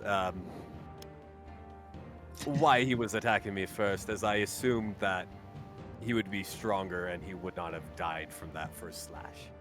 Perhaps we'll find out. Jeb, your turn. What are you up to? And Anwin, you're on deck. All right. Seeing the larger, the beefier half-orc gentleman, I'm gonna pull a turnip out of my overcoat. I'm gonna go into a farmer's rage, and I'm just gonna throw the turnip at the guy and try to hit him with it. Okay. Roll for what was that called? Veggie strike. Roll veggie strike attack. Oh. A 7. 7 to hit. Whew. Yep. Yeah. You pull it out, but you don't get a good grip on it, and it kind of slips out awkwardly and just kind of over the top of him. There's plenty more where that came from. Okay, unsuccessful veggie strike. Really unfortunate there. Anything else you want to do on your turn? Yes. Well, actually, no. I was gonna try to hop onto the door with Ponto. Kind of use my weight to hold that down. Okay, so the half-orc is between you and the door at this point, so you'll have to either make a really wide berth around him or pass right next to him to do that. You can do so, but he's probably not going to like it, just so you're aware. Okay, in that case, I will actually hold off and start making my way around kind of the wider way. Keeping my eye on him so I'm not within range. Okay. You continue making your way around as we go over to Anwin. Your turn, what are you up to? I would like to shoot at the half-orc. Okay. Go and roll the hit. Ooh, 24. Jeez. Yup. That Finally hits rolled for something sure. nice. D8 plus 3. Ooh, 11. With 11 damage, you're more than able to, with that single shot, end the half-orc entirely. He groans for a second and tries kind of swinging his scimitar as he's falling down, but the arrow has pierced right into his lung, and he for a second, and then collapses face down in the mud, dead. Anything else you'd like to do on your turn? Yep, I'd like to check on Dingle. Dingle, are you okay? Dingle puffs up on your shoulder, looks up at you, and then disappears back into your bag. Dingle's scared.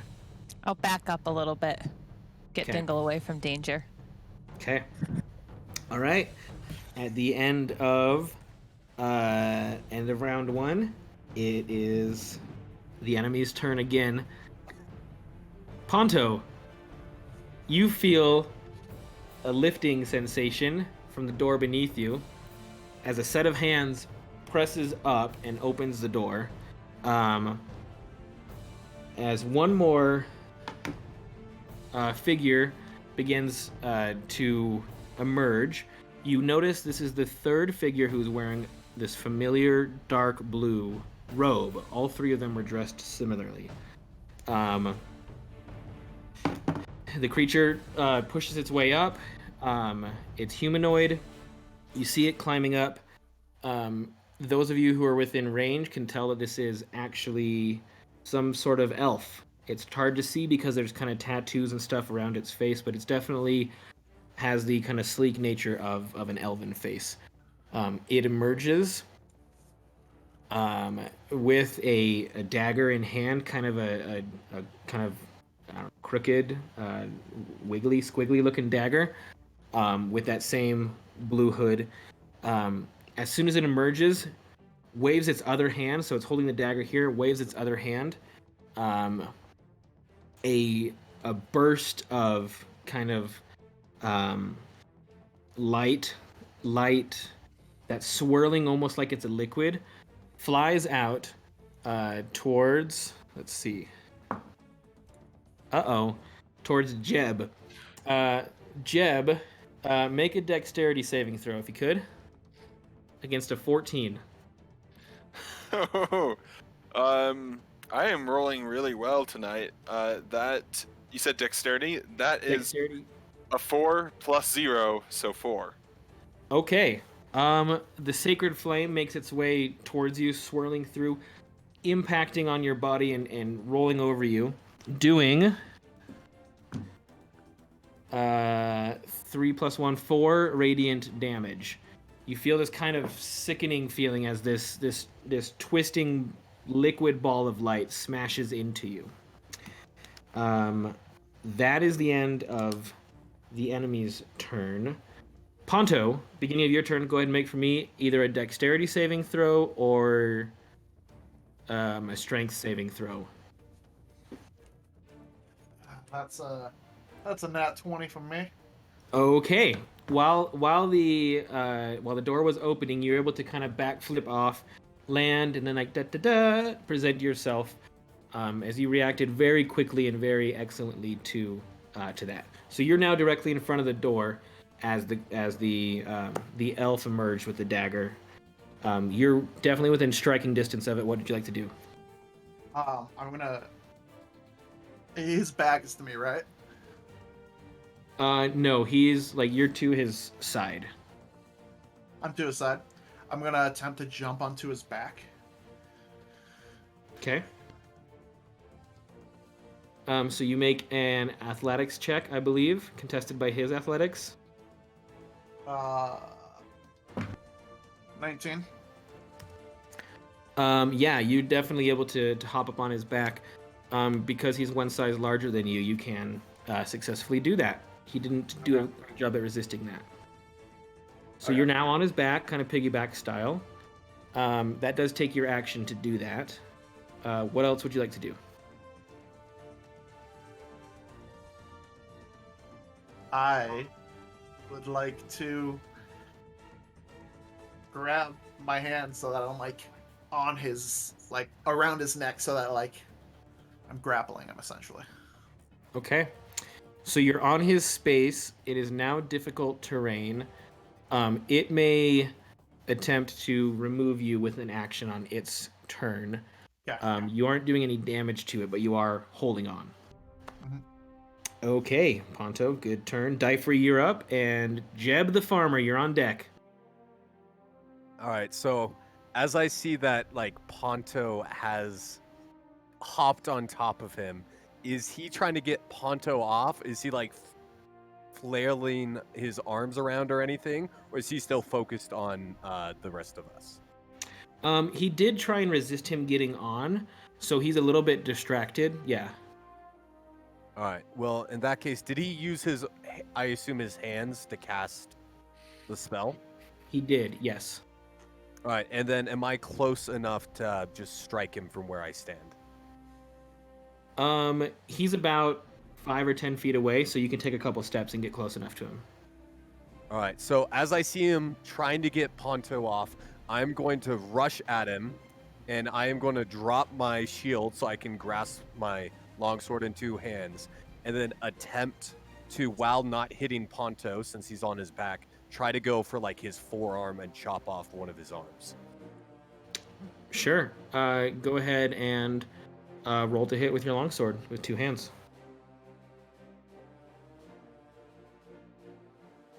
That would be a 14 to hit.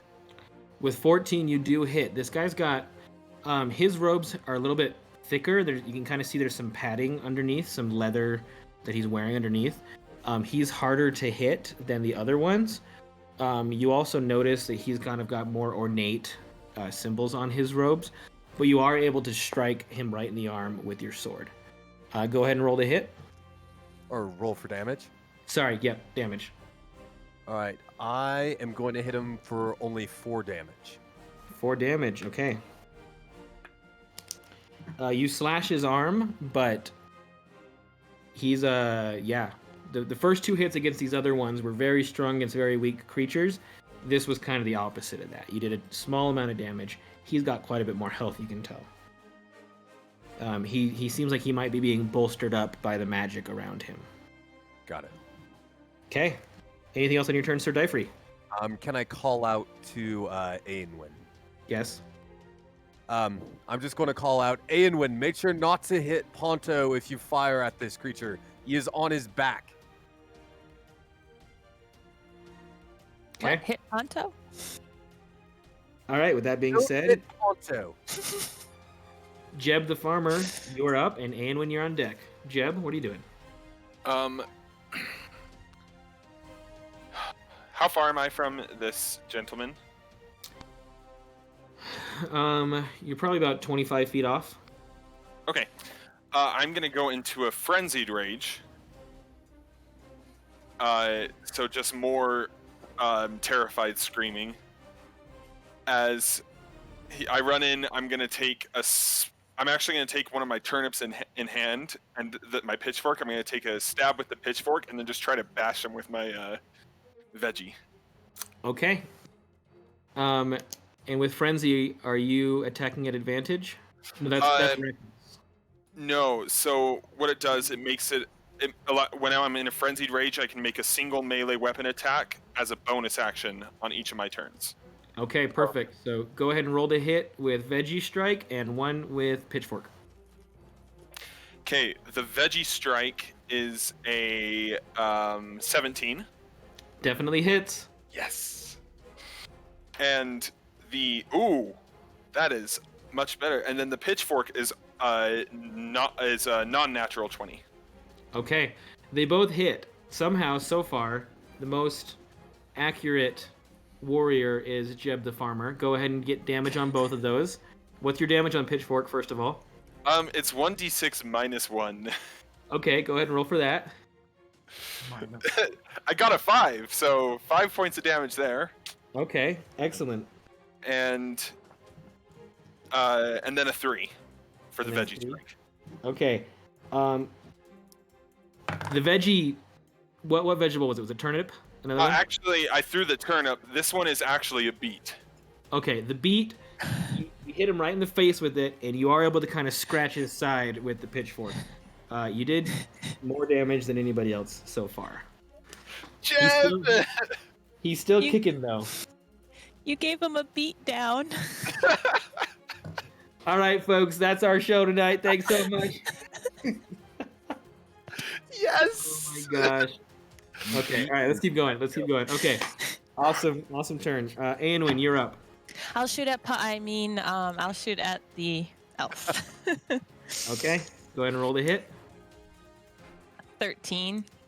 13 just barely hits. He tries to get out of the way, and at the last second, he doesn't quite get far enough mostly because of the beat on his face.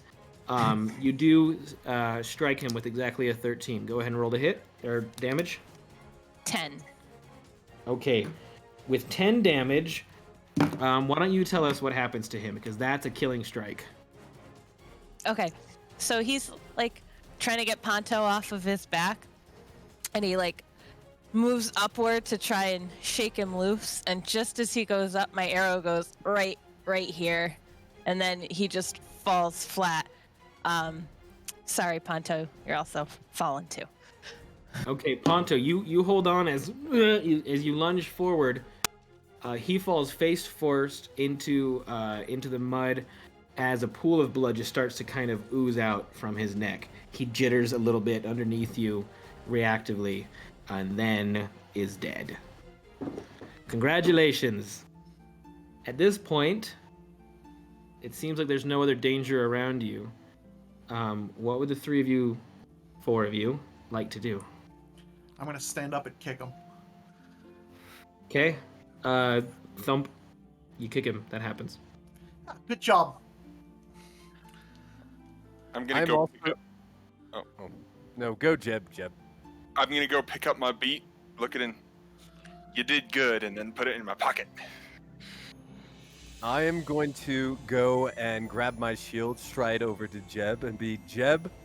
You impressed me very much with your combat out there. Have you ever thought about becoming a Knight of the King? Well, I haven't thought about that. I'll take that into consideration, but I will say I do quite enjoy my farm. It's been in my family for a long time, and, hopefully I can keep it that way. Alright, as I'm going to sheath my sword and kind of put my arm on his shoulder and be very well, but one of these days you must teach me how to throw a beat like that. Of course.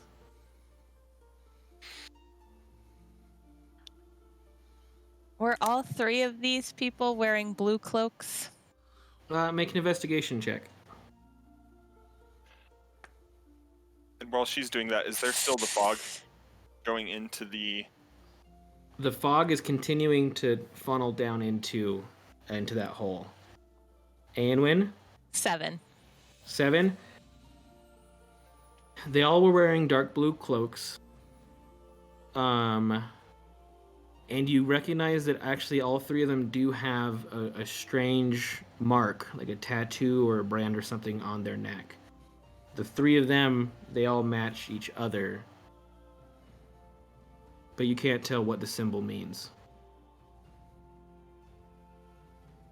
Ponto and Dyfrey, what are you up to? I'm gonna go over to Anwin. Anwin, could I borrow the drift globe, please? Are you gonna lick it? I promise you I won't. Are you gonna do whatever you did to his hat? No, I cannot put my hand inside of a drift globe. No, I mean like change it into something else. Well, it wasn't me. Wrong place, wrong time. All right. I'll hand him the drift globe from my bag, and I'll check on Dingle, who's hiding in the bag apparently. Okay. So I have the drift globe, and I walk over to the door, and I bend down and I pick up a rock. I open I guess the door's open now because the third dude came out. Yes. I drop the rock down, specifically listening to if it's a long way down. Thump. Not very far at all. Yeah. You could probably hop down safely. Okay, I take the drift globe and I turn it on. I shake. You have to speak its command word, which you probably wouldn't know, but Anwin might. Anwin, while I'm shaking it, Anwin, what's the command word? What command word? For the drift globe. I don't know what you're talking about. Oh. I throw the drift globe back. And I look over at the two of them. And I salute. I jump into the pit. Okay. You see Ponto disappear down into the fog. What's everybody else doing? I'm going to, right after I see Ponto kind of disappear, and ask Aenwyn for the command word, and her kind of like not wanting to tell him what it is or not knowing. I'm going to walk up to Aenwyn just for a brief second and kind of whispers, "It's not pancakes, is it?" As I nod knowingly and then run after Ponto and also jump into the hole. I'm also jumping into the hole. Okay. I waited a second until Ponto hit the ground so I didn't like jump right after him, just so I don't land on him. We'll see. And then Anwin? No. I'm gonna look for a ladder or stairs or something. There is a ladder, yeah. I'll climb down the ladder. Okay.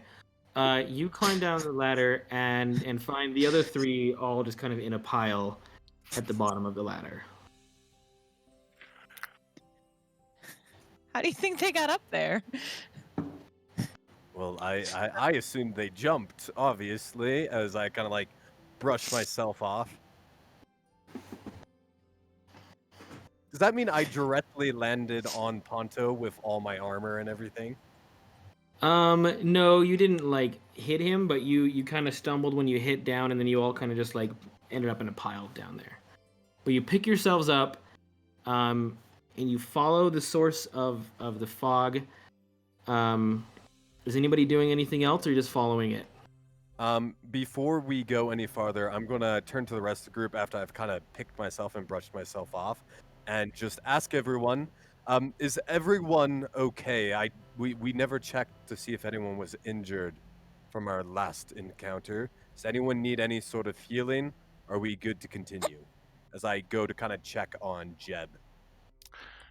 I think I'm doing okay right now. That whatever he threw at me, that packed quite a punch, but I think I'm doing okay. It's at this point you hear kind of a rushing sound. It sounds like thick, draining water. You continue making your way through the fog for another, only make 15 or 20 feet before you find the source of what's going on. You peer down and see a small, looks like a kind of a triangular, dome-shaped rock at first, and all of the fog is rushing down into it. Upon closer inspection, though, it's actually moving around. You see tiny little legs and tiny little arms. As the fog is falling down seemingly into the top of this thing, you also see a glow from inside it. It looks like a little miniature volcano. Has legs. It does, yeah. And it's kind of swaying as all the fog and the smoke is going down inside it. You recognize as you get closer, Sir Diefrey, this was the source of that ping you got earlier from a fiend. All right. Well, I am going to kind of approach it with my shield out in front of me, with my sword kind of above my shield. And as I do so, call to the rest of the group and be careful. This is the evil I sensed earlier. I believe there's some sort of fiend as I am going to approach the object. Okay, you get closer to it. It doesn't seem too worried about you. It might not even notice you. You do make out in the rock, though, kind of a face, almost a humanoid face, that seems to be like kind of moving around as it's kind of wobbling back and forth. Now, a question of logistics, or clarification. Are fiends always evil? Are they always bad, or can it be like just a neutral or a good creature? When I sensed it earlier, if I sensed that as a fiend, do I know this thing is bad? It's pretty standardly evil. Yeah. All right. Well, in that case, I'm going to drop my shield, pick my sword with two hands, and just try to chop it in two. Okay. Roll to hit with your sword. That would be an 18 to hit. Definitely hits. Go ahead and roll for damage with your two hands.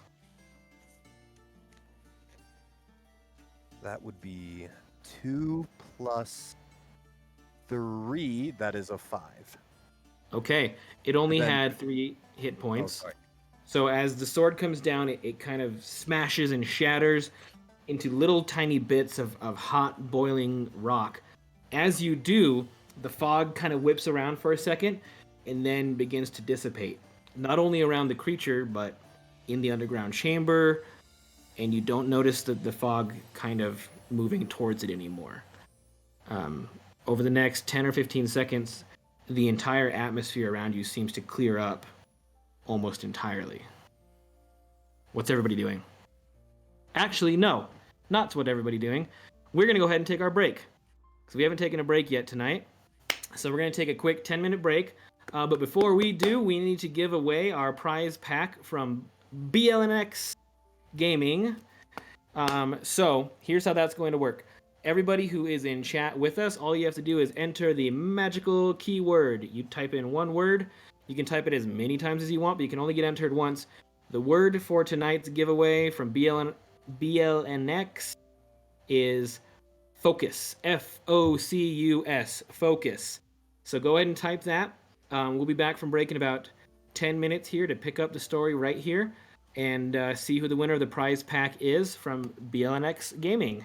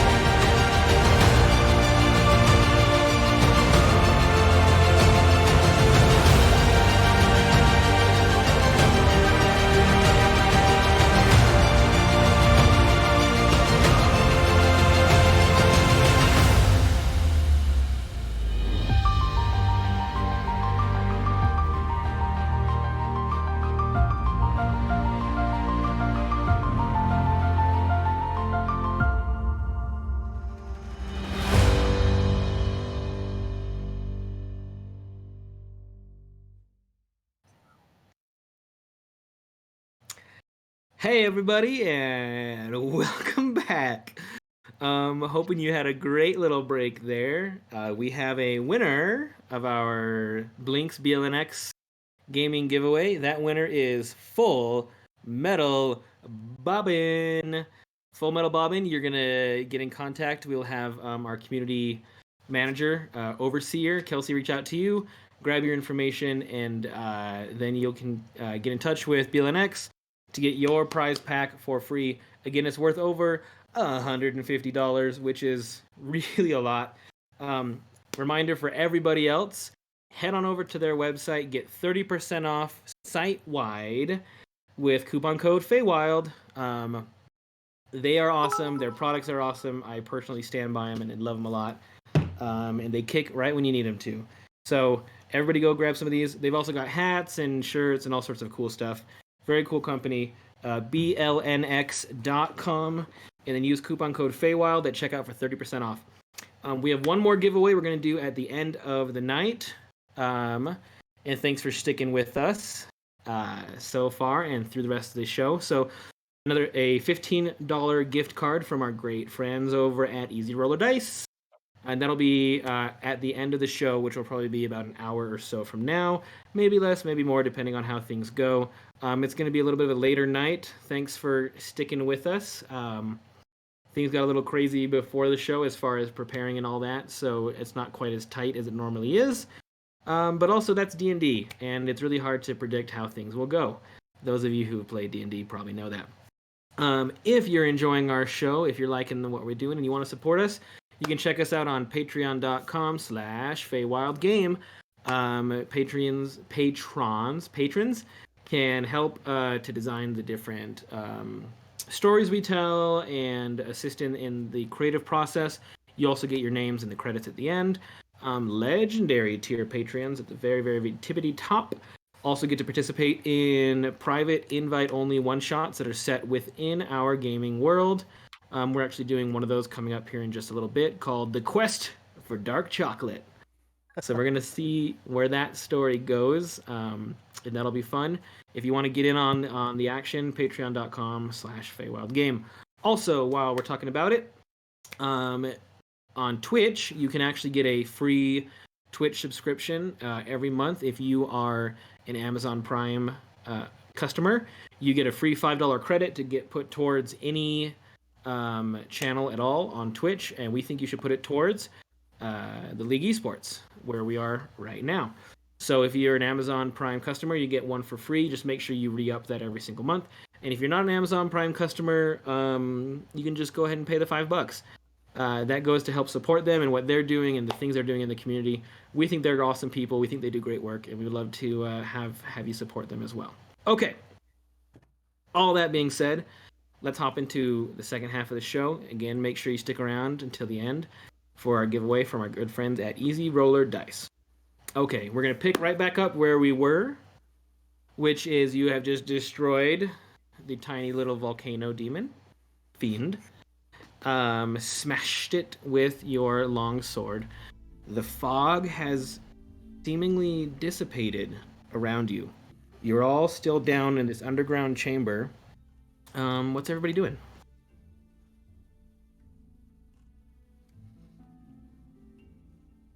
Well, that was explosive.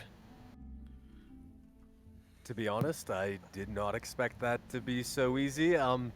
Seems like the fog has started to dissipate. I am going to, if it's okay, just going to glance around to see if there's any other, like, tunnels or anything outside of this room where we found it. No, it looks like maybe this was dug out as a hideout, or maybe even an animal lived in here for a while. You did notice that the muttering and the kind of the incantation, the chanting you were hearing, stopped when the creatures, when the human and the elf and the half orc came up. But besides that, there's nothing else really in here. Just the little volcano demon that you destroyed.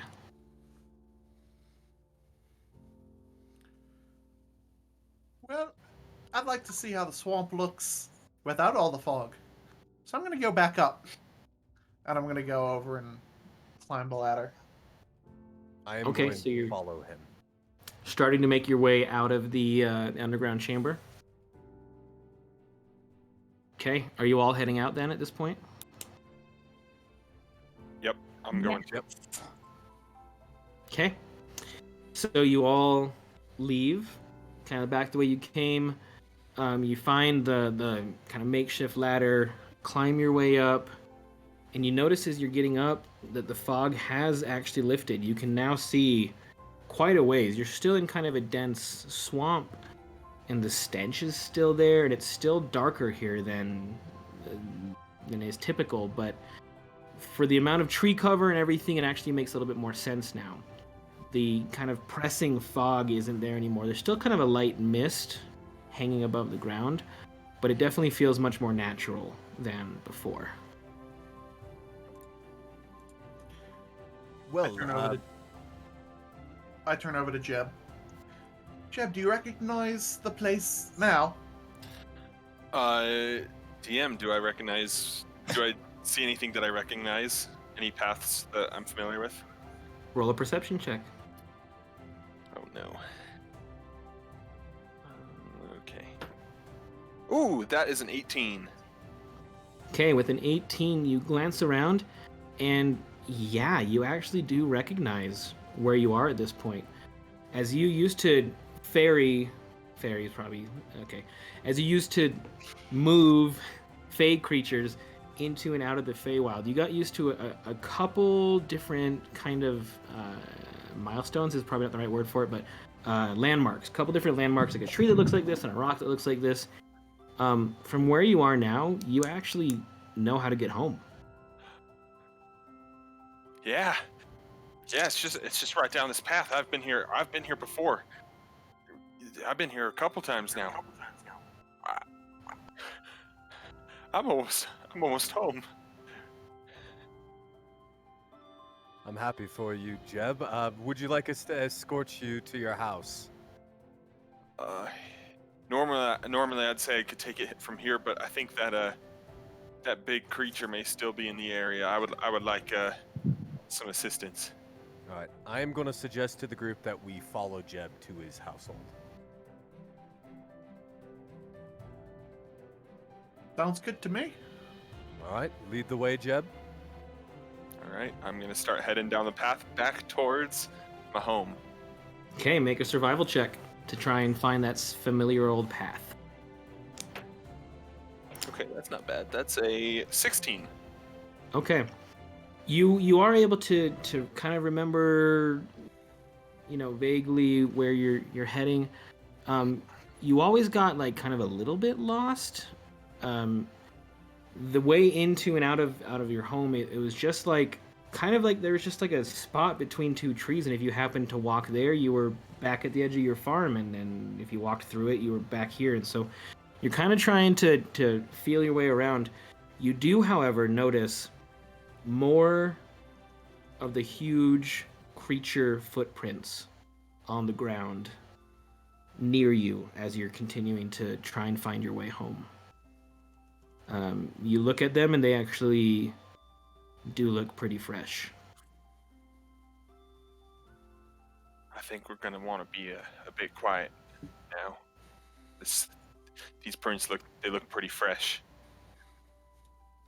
I agree with Jeb on this as I unsheathed my sword kind of quietly and bring out my shield and I kind of like gesture for us to kind of get closer together as we continue. I fill on my cloak. I look at Ponto and I go, What are you saying? Ponto, shh. Oh. Comes. Interesting. Ponto, you hear your voice kind of reverberate a bit off the trees. In the distance, you hear a low growling.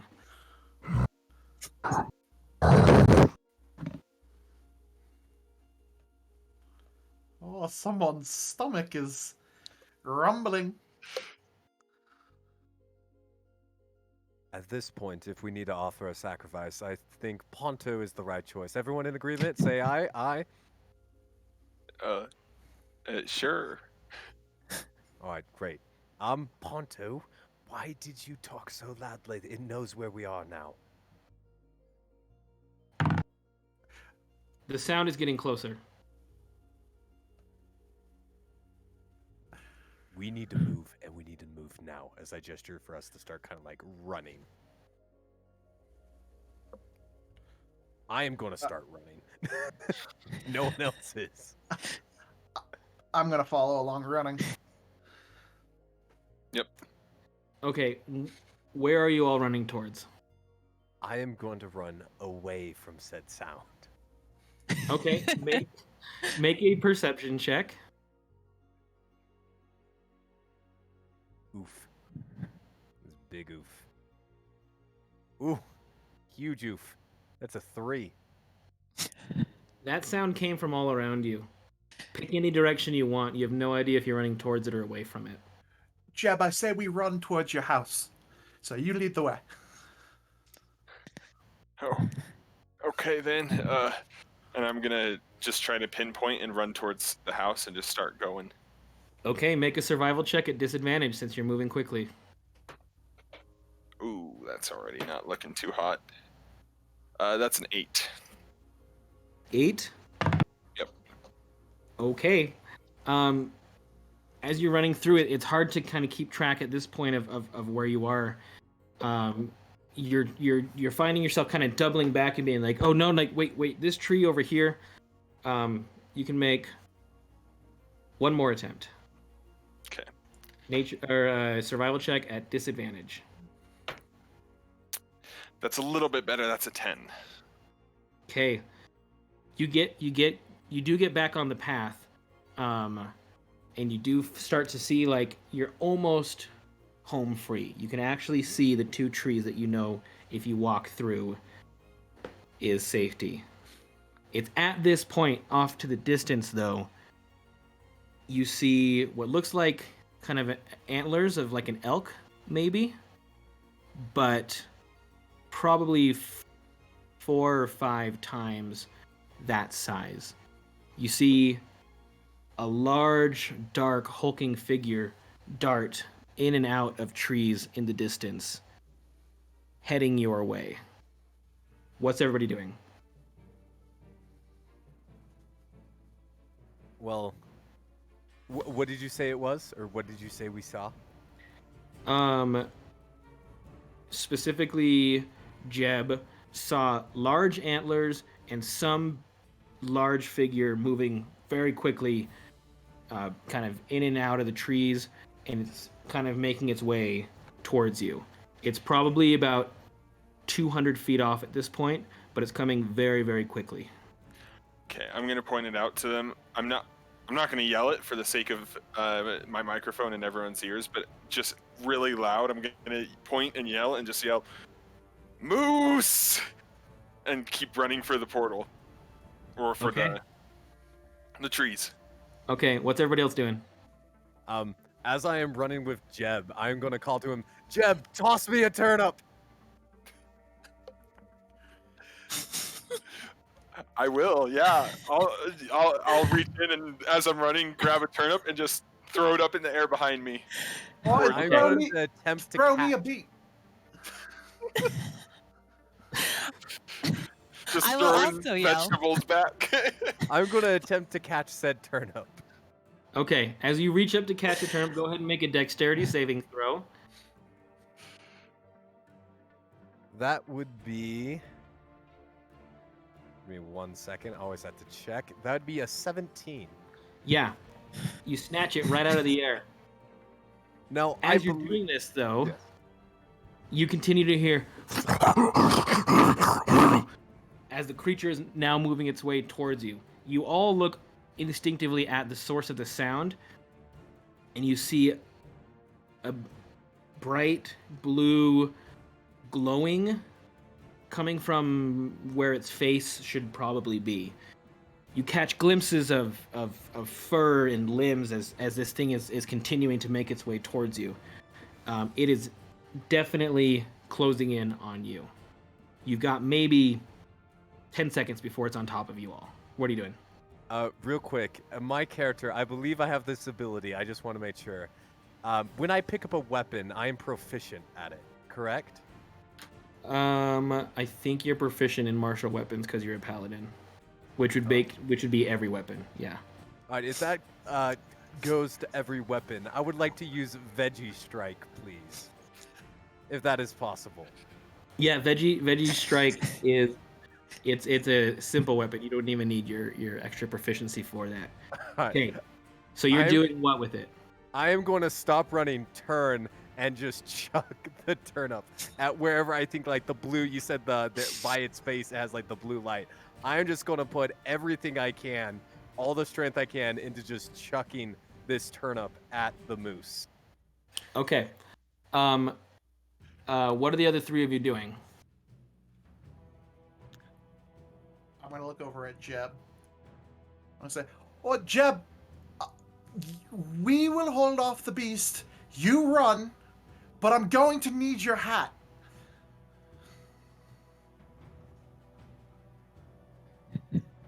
Four seconds till it's here. Well, that shouldn't be a problem because respectfully, I'm ready to go, and I'm gonna grab my pitchfork and turn and face whatever the creature is. Okay. Aenwyn, are you doing anything before it arrives? Yes, I'm gonna attempt to like get behind a tree and knock an arrow, so I'm ready to shoot. Are you trying to be stealthed?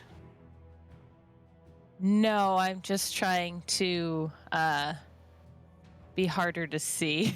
Okay. Well, not stealth, but so much as like it could see any one of those three first. Okay. So as you're looking off and a loose vegetable sails through the air in the general direction of this creature, you see these massive four limbs covered in matted fur. As it gets closer, you realize the size of this creature. This thing is probably 15 to 20 feet tall. The horns themselves are, 8 feet on either side of its head. You see a giant, gaping, snarling mouth with razor-sharp teeth. As it's slashing and clawing its way through the trees at you. It gets about 30 feet off, and we're all gonna roll ahead. Go ahead and roll for initiative. Godspeed to you all. Did anybody get above a 20? I did. Oh. 23. 23. Aenwyn making up for the first one. Ponto? I got a nat 20. 22. 22. Okay. And Sir Dyfree? 14. 14. And Jeb the Farmer? 12. 12. Okay. Aenwyn, you are the first to act. The creature is continuing to kind of claw its way towards you all. Seems like it's in some sort of rage. At the beginning of your turn, before you do anything else, Aenwyn, I need you to make a wisdom saving throw.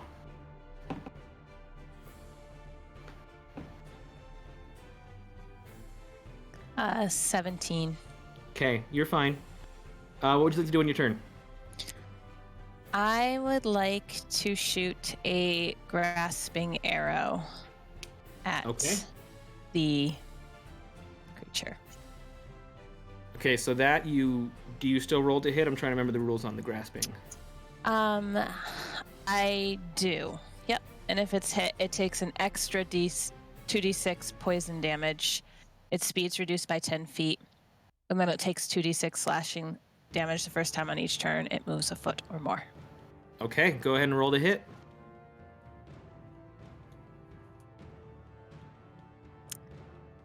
Can I use my inspiration on this? Yes, you have that d6 from earlier, from 2. Okay, so that's going to be a 17. Oh, nope, 17 plus 7, so 24. Okay, your arrow flies true through the air, sticks right in the kind of the front flank of the creature as it's still making its way towards you. Vines erupt out of the arrowhead as it pierces through with sharp spines all around. Wrap its way all around the creature. Go ahead and roll for damage for the arrow, and then let's see, 2d6 poison damage and 2d6 slashing damage.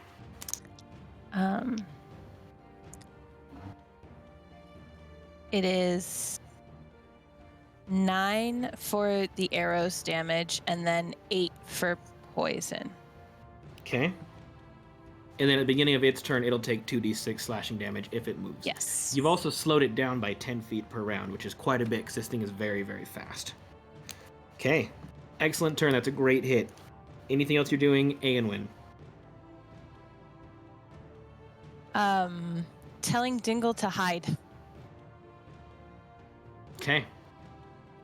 As you do that, you hear a kind of a from out of your pouch, and you don't see Dingle anywhere. Okay, Ponto, you're up. I'm gonna pull out my loot. Can you get closer to the mic? Can't hear you. Yeah, sorry. I'm gonna pull out my loot, and I'm gonna go ba da ba da ba ba, and I'm gonna cast Tasha's Hideous Laughter on the beast. Okay.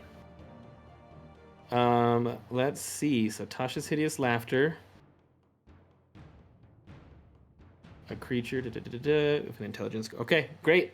It makes a wisdom saving throw. Ooh, rough. That is okay. You can't see. It's a natural 20. So, oh man. yeah. Oh man. So it gets a +2 on that anyway. So it resisted with a 22. I'm gonna look at everybody else, and I'm gonna look at Jeb, and I'm gonna say, "You can beat him where I failed. You, and if we lose, we'll go home in a pail." And I'm gonna send Bardic Inspiration his way. Okay, excellent. You have an extra D6. Before I forget, Ponto, Yeah. I need you to make a wisdom saving throw.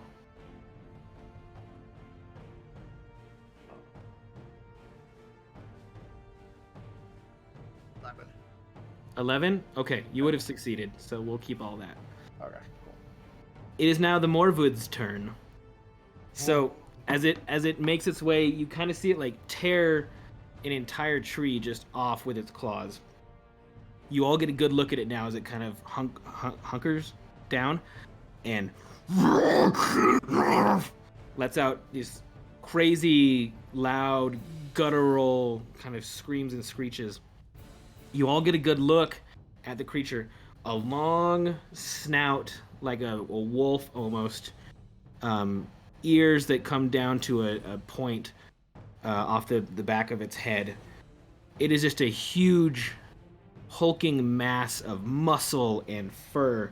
The most unique thing about it, besides its humongous size and the antlers, is that it has 3 eyes on its face. All 3 of them glowing with a blue energy, kind of a sickly feeling.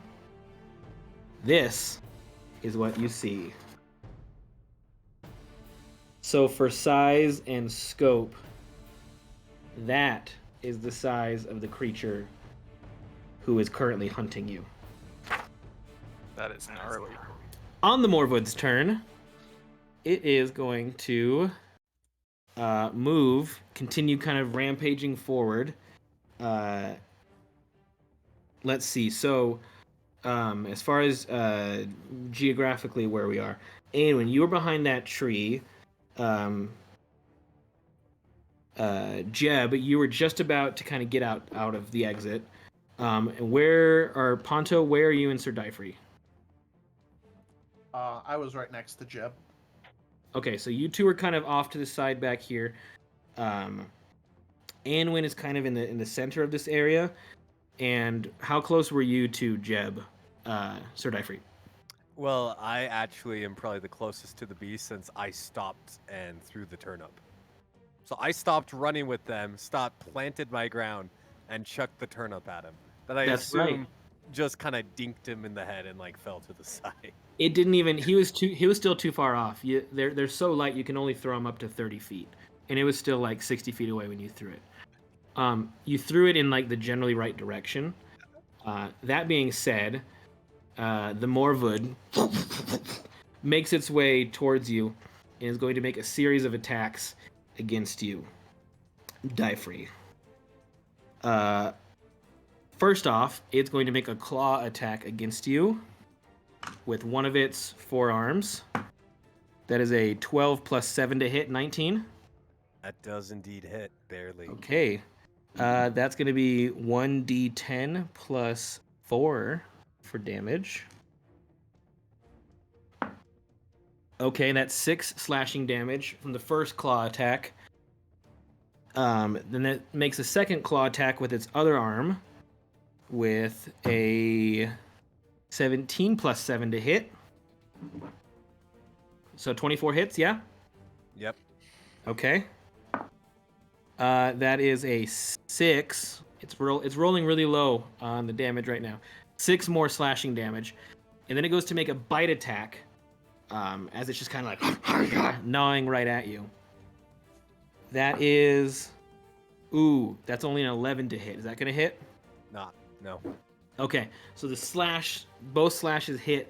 It goes to make a big chomp that would have been able to grab, probably half of your torso or more. But you're able to move it just out of the way, right out of its reach there. That is the Morvood's turn. Did it take its 2d6 slashing damage? That is 8 slashing damage. Yay. So as it was rampaging forward, you can see the thorns on the vines are kind of cutting and slicing into its furry flesh. So it's tangled up in something. Yes, Aenwyn shot it with a magical arrow that had vines. All right. Yeah, the vines shot out. Okay, that's the end of its turn. Sir Dyfree, you're up, and Farmer Jeb, you're on deck. All right. Is it still moving, or is it like snarling at me right in front of me? It stopped in front of you and went slash bite. So it is now hulking down in front of you. That being said, this creature is huge. It would be like 5 mooses combined. So Got it. it's very, very big. If you're at the front of it, all of you could be right around it and have plenty of room to spare. This thing is humongous. What are you up to, Sir Dyfree?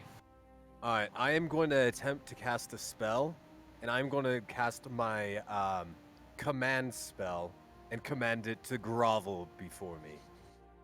Okay. That's a wisdom save, 12. I believe. Yep, 12. Against a 12. Ooh, that's a 15 plus 2, 17 to save. Dang it. This is some ancient, nasty, gnarly, mythical creature. You almost feel as you command, you feel that your intention kind of comes back at you. Like you almost feel like, no, you grovel. Like it kind of reflects off of it. Not to the point where you have to act on it, but that it was very resistant to that. Got it. Anything I else assume you that do? is my main action for the turn. So, as my bonus action, I would like, as I've already used one, I would like to cast Shield of Faith upon myself. Okay, is that a bonus action? I believe so. Let me double check. Yes, it is. Shield of Faith is a bonus action. Okay. It just basically means... You get a +2 to your AC? Yeah, +2 to my AC. Perfect, okay. Just remember you've got that next time it attacks you. Got it. If it does. Okay. Thank you, Sir Dyfree. Finishing up round 1 of combat is Jeb the Farmer. What are you up to, Jeb? So hearing Ponto's inspiration, just deep inside, Jeb is saying, I can beat him. And he's going to pull out a beat and his pitchfork, and he's going to run up at the giant moose thing, full sprint, and he's going to go into his last frenzy rage. And I'm going to take 2 swings at the beast, one with the beat and one with my pitchfork. Okay. Go ahead and roll for each. Okay, that for the pitchfork, that is a... Oh, sorry, I lost my page. Where did it go? Yeah, so for the pitchfork, that is a 14. Okay. 14 does not hit. The pitchfork, you kind of get it in, and it gets kind of stuck in the matted fur, and you don't strike at the actual flesh of the beast. Okay. Just barely miss with a 14. Okay. And then I'm gonna roll for the beat. Oh, that is a just a 16. So Okay, you do hit it with a 16. It takes 15 to hit this creature. awesome. So did you throw it, or did you kind of like stick it with it? Just like coming over and just whacking it with Okay. as hard as I can. All right, roll 1d4 for Veggie Strike. That's 4 points of damage. Hey. Oh, Ah. max damage. Okay, also go ahead and make for me a Wisdom saving throw. Okay. That is a... What's my wisdom saving throw modifier? That's a 13. 13? Okay, you're fine. And we forgot Sir Dyfree. Can you make a Wisdom saving throw as well? Yes. That would be an 8. 8. Okay, so you were able to do all the damage you did against it. Your turn happened as normal, but that third eye up in the middle, you felt it boring down into your consciousness. You felt kind of attracted to it, and also there was a searing pain in your brain and in your like personality. As a result, you take 4 psychic damage from the evil eye. I'm getting Everybody hurt else here, passed. guys. I am getting hurt here. Everybody else passed their saves. You're the only one who failed. Okay, that's the end of round 1 of combat. Top of the round, Aenwyn, you are up. Ponto, you're on deck. Aenwyn, what are you doing? I will attempt to shoot this Morvid in its face. Okay, go ahead and roll to hit. Oh, that's probably not going to hit. 13. 13 just barely misses. It's continuing to kind of move around, and it's, I don't know, shucking and jiving and all that. And you don't quite get a good beat on it before you loose the arrow. Don't quite hit it. That's all I got. Okay. You did a great job last turn. It takes 15 to hit it. Ponto Puddlefoot. Oh, sorry. Aenwyn, go ahead and make for me a Wisdom saving throw. Oh, wait. 19. Yep, you're good. Ponto, you're up. Let's go ahead and start with your Wisdom saving throw. 18. 18, you're good. Okay, what do you like to do for your turn? I'm gonna yell over to Dyfree. I'm about to do something stupid. Protect me, please. And I'm going to run underneath the beast.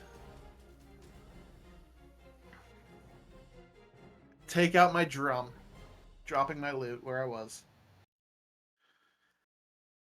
And I'm gonna think to myself, yeah, Jeb has beats, but I got my own kinds of beats. And I'm gonna cast Thunder Wave at 2nd level. Okay. So underneath the beast. Okay, so you're trying to like blow it up from underneath?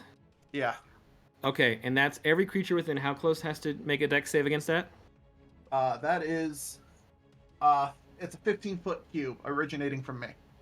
Okay. Sir Dyfree and Jeb are both going to be within that 15-foot cube. Then can I get still kind of underneath it, but behind, like by its butt, essentially. Okay, you get under the Morvood's butt, out of the 15 feet that they would hit them, and you hit your drums? Yeah, I hit my drums and I cast Thunder Wave at 2nd level. Okay, and it's a dexterity save? Constitution save. Okay, it rolled a 2 + 3, 5 to save. No, it needs it's Constitution 13. Okay, how much damage? 3d8. Okay, wow. Go ahead and roll for bongo damage. Bingo, bango, bongo. Uh, 14. 14 total. Yeah. Okay, what kind of damage? Thunder damage? Thunder. Yeah. Okay. Yep. Okay. At this point, when it launches up, because it also gets knocked back, what, 10 feet? Yeah. Well, actually, you're underneath it, so it's going to go 10 feet up in the air and then come straight back down. Yeah. But it does take the damage. And it's going to be kind of like startled at the beginning of its turn, so it's not going to have quite as much movement speed. You didn't move it away because you were straight underneath it, but it will be penalized for that. Okay. At the end of your turn, Ponto, it is the Morvood's turn. The Morvood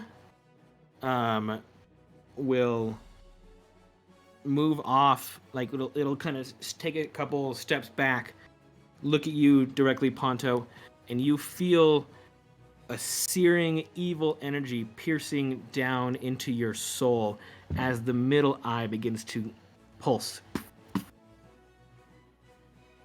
Go ahead and make for me, Ponto, a wisdom saving throw. And the Morvood takes 2d6 damage for moving. Yes, it does. You said wisdom? Wisdom saving throw against a 16. 14. 14, okay.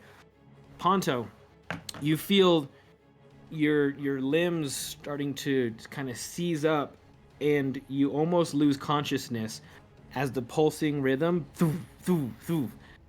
has you entirely paralyzed. So until the end of your next turn, you have the paralyzed condition, meaning you can't take actions, you can't move.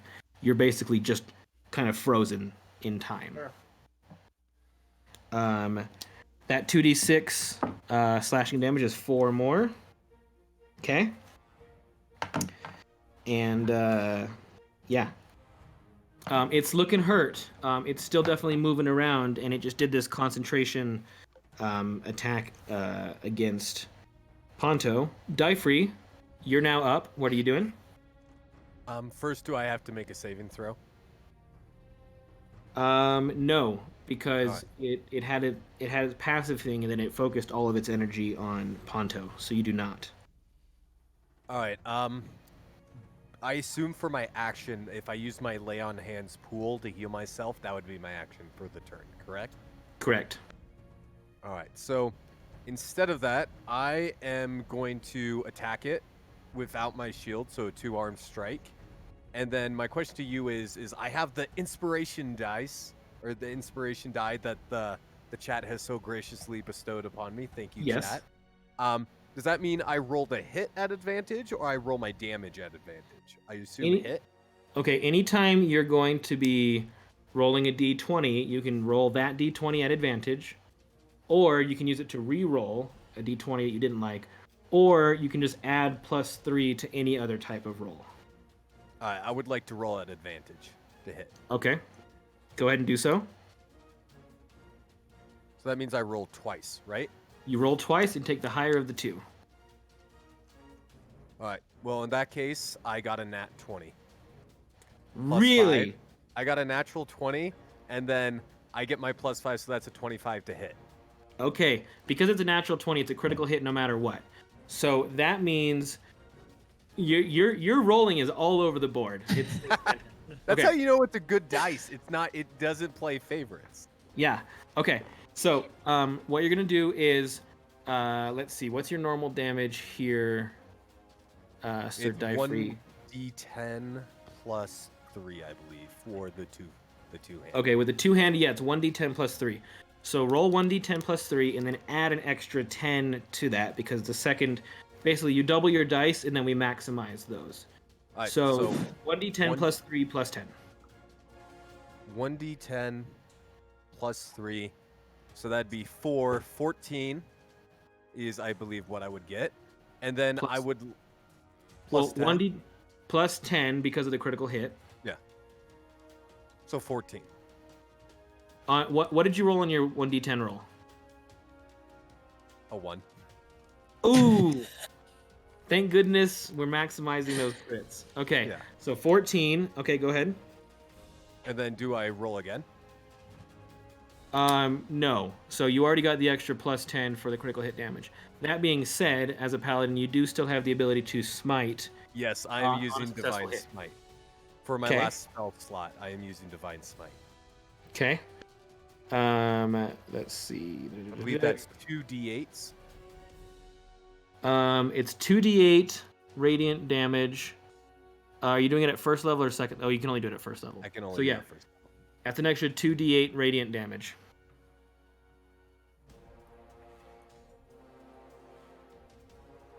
That is going to be a total of 7 more damage. Okay. The creature's pretty hurt at this point. You slashed it true, and then you imbued your strike with extra holy damage from your deity. It's still moving. It's still doing its thing. Dang it, that took 21 damage. It is, yeah. This is a huge hulking Goliath of a creature, well beyond anything you guys have faced before. And that's your turn. Jeb, at the beginning of your turn, you feel a strange feeling. You feel a connection that seems like it's been gone for a while. You feel like your hat is calling to you, and that maybe something is special about the hat that has just been with you the whole time. What would you like to do for your turn? Okay, so with the hat, it feels like there's just a connection with it again, or it feels like there's something else going on. You're close to your home. You remember that you've been able to use the hat to kind of manipulate the earth and the ground and the dirt to benefit you in your favor. It doesn't feel quite like it used to because you're also in the Feywild and magic and things are different here, but something's up with your hat. Can I take my hat and dust the beat with it? Sure. If you want to do kind of the same thing you've done in the past, then you can kind of shake it around and do your little thing. Yeah. Okay. I'm just trying to think of. It would be a bonus action to use your hat to do whatever. Mm-hmm. Oh. So with my hat, has it done other stuff in the past, or has it just made stuff bigger or better, like better crops? All that it's done for you in the past at your home on the farm and the Prime Realm was it helped the soil grow better crops. Okay. But you've never tried to do anything like that in the Feywild. Okay. Okay, in that case, I am actually going to just take the hat and just, out of like pure desperation, just start waving it around as my bonus action to see what it does. Well, okay. Stand by for a second. Something is heading your way on Discord.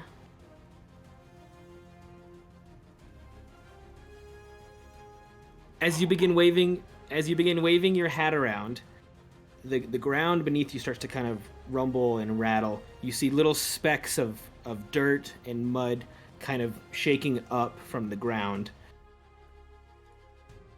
In the blink of an eye, dirt and mud from all around kind of pulls in together and begins to form itself up with rocks and mud, and you watch as this hulking creature made out of dirt and rocks stands up the same size as the creature you're fighting, with arms and legs and this giant kind of triangular torso, as you have just summoned an earth elemental, which is in your control.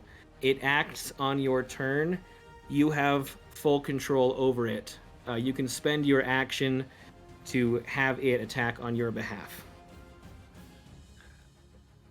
I can spend my action to have it attack on my behalf. Correct. So you summoned it with a bonus action. Now, if you spend your action, you are basically acting as the earth elemental for your turn. Okay, I'm using my action to act as the earth elemental. Okay. Wow, so much to look at. This is exciting.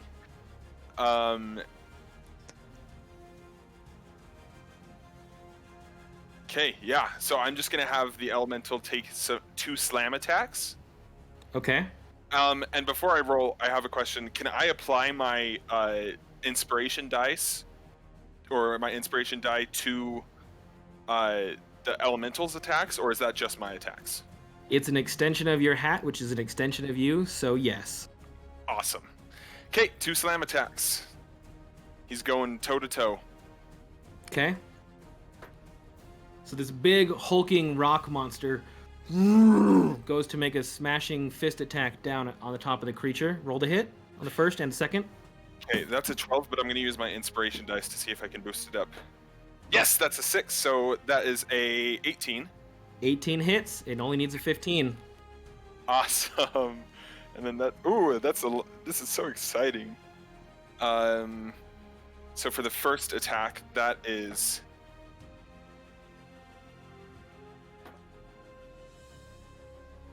That is 9 points of bludgeoning damage for the first attack. And then the second attack is...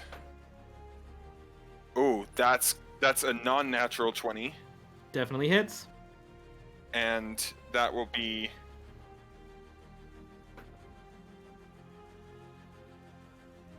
That'll be 18 points of bludgeoning damage. Holy smokes. Okay. So, boom, the first fist comes down. Boom, the second fist, as it comes down, you see guts and blood and viscera just spraying up from the top of this creature, chunks of fur flying off. In fact, as the fist came down, it snagged on one of the antlers that kind of snapped. A bunch of the branches of the antler have snapped off. That was a tremendous hit. It is not all the way dead, but it is in rough shape. And for my extra, for like my kind of just side action, I guess, I'm actually gonna take the hat, look at it, put it to my chest and say, "Thank you, milady," and then put it back on my head. Alrighty. Top of the round, Aenwyn, it's your turn again. What would you like to do? I would also like to summon an earth elemental, but I can't, so I guess I'll just shoot at it. You got me there for a second, not gonna lie. I was like, hey, you had this ability the whole time. The whole time. Been holding out. That is a 22 to hit. 22 definitely hits. Go ahead and roll for damage. 5, 6, 7, 8. 8 damage. Okay. Man, this thing started with a tremendous amount of health, just so you're aware. It is not dead, but it's we're about there. I would like to action surge, please, and Okay. shoot it again. Roll to hit. 16. 16. It only needs a 15. That hits. Oof. 5 damage. Okay. It's got a little bit less than a quarter of its total health at this point, so it's in really bad shape. You can see big hunks of fur have fallen off. There are open wounds that are just pouring brown blood just all over the creature. Ponto? Sorry, Aenwyn, anything else on your turn? Nope, that's it. I'm good. Okay, Ponto, you're paralyzed for your turn, which is really sad, because it used its paralysis against you. You do notice, though, that as it's doing this, the blue eye in the center of its head is turned pale with no iris on it at all. As it used this effect on you, it has changed color. At the end of your turn, you are able to shake off the paralysis and kind of regain your awareness. Alright. But because it can't move or anything. That was the turn. Right, it used its whole action to attempt to paralyze you for your turn, and it succeeded, so that's what happens. Yep. Okay. It is now the Morvood's turn. After taking all this different damage and seeing the rock monster, it begins to make its way backwards. It gets back about 20 feet. It's going to take 11 more damage. Ooh, it's in rough shape. From the vines and the thorns, as it's backpedaling and looking up at this rock monster that just smashed it. It's going to spend its whole turn moving backwards. It gets back about 40 feet. That's its whole turn.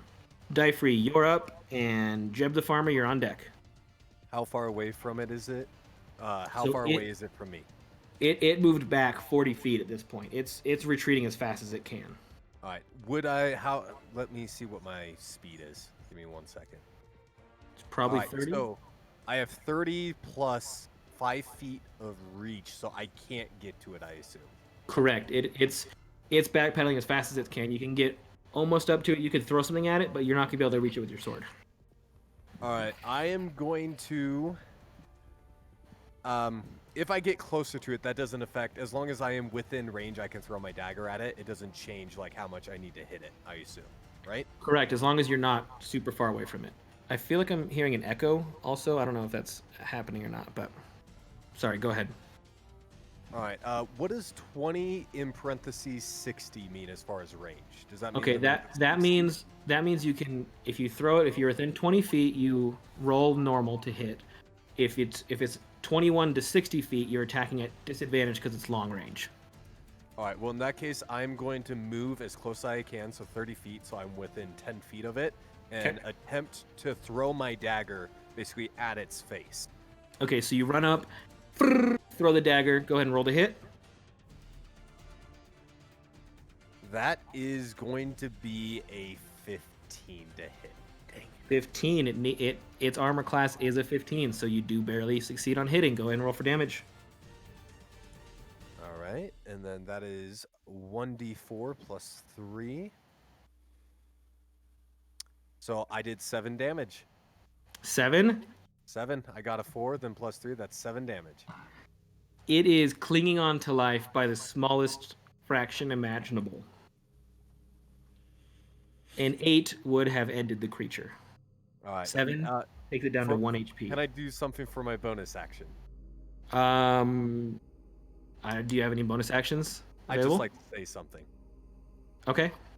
All right. I just like after I do this, Jeb's after me, right? Correct. It is Jeb's turn coming up. All right. I'm just gonna call it Jeb. She's all yours. Okay. So if I use my movement, that doesn't use any of the Earth Elemental's movement, correct? Yes, that's correct. Okay. So I'm gonna run up as far as I can, and use my bonus action to throw a beat. And I really hope this hits. Glad you caught it. Okay. Roll to hit with Veggie Strike. 15 or above will hit. That's a 19! Yes! All right, it had 1 HP left, so as long as you do any more than 1 damage, you will That's have 2 destroyed. damage. Okay, why don't you tell us what happens to the Morvood? I don't even know how to kill something with a beat. This is awesome. Okay. Jeb runs forward, and just as a final get off my lawn type thing, he's gonna throw it, and it's just gonna hit in the perfect spot right between its eyes. Just enough to brain it, to just brain it dead. Okay, so it was a turnip? Yeah? This one is actually a beet. A beet. Okay, so the beet flies through the air, miraculously hitting it right in the center of the face. You see it kind of shake and stutter for a second. It kind of rolls left and rolls right. Spins around for a second, and then collapses on the ground. One arm underneath it, one arm out like this. The beet just stuck to the center of its face. The killing blow from Jeb the Farmer. And the Morvood is no more. The eyes flicker for a second and then go dim. I love D&D. You have destroyed the Morwood. Those of you around in the area see that this hulking rock monster that smashed it and did so much damage. As you look at it, you actually get a better view of it. All the pieces that are making it up, the mud and the rocks and the dust and everything, have taken on a bluish and a pinkish hue that matches the color of the hat now. What are you all doing? I am going to pick up the. Did you toss me a turnip or a beet at the very beginning? That was the turnip. That's a turnip. Is it within reach? Can I pick it up? The one I threw at the very beginning? I'm sorry, what? May I pick up the turnip that, well, first off, is the beet you threw, is that lodged in its head, or did it just kind of bounce off? It's lodged in its head. I'm going to attempt to find the turnip I threw at the very beginning. Yeah, you find it. It's on the ground. All right. I'm going to pick it up and then just take a bite out of it and see what it tastes like. Okay. It tastes like kind of a half rotten vegetable. That's pretty old. All right. That's it. Anyone else? That was a pocket turnip. I'd like to look for Dingle. Dingle, safe to come out. You hear and then one more and puff of smoke as Dingle is now clutching onto your leg, looking around, and then climbs its way up onto your shoulder, looks around, and then kind of nuzzles itself up against your cheek. Careful with my boots, Dingle. They're already scuffed. I am going to walk over to the beast, kind of climb up on it. I'm going to grab the beet from its head and pull it out. Okay. And then I'm going to walk over to Ponto and say, I want you to have this. Give him the beet. And then I'm going to look up at the big earth elemental and say, take me home. Okay. It reaches down and picks you up and puts you up on its back. And you're kind of like a backpack on it as it lumbers towards that familiar opening in the trees. The three of you see him and the earth elemental just kind of vanish behind a tree. And he's gone. It's going to be real awkward if that earth elemental disappears when it leaves the Feywild.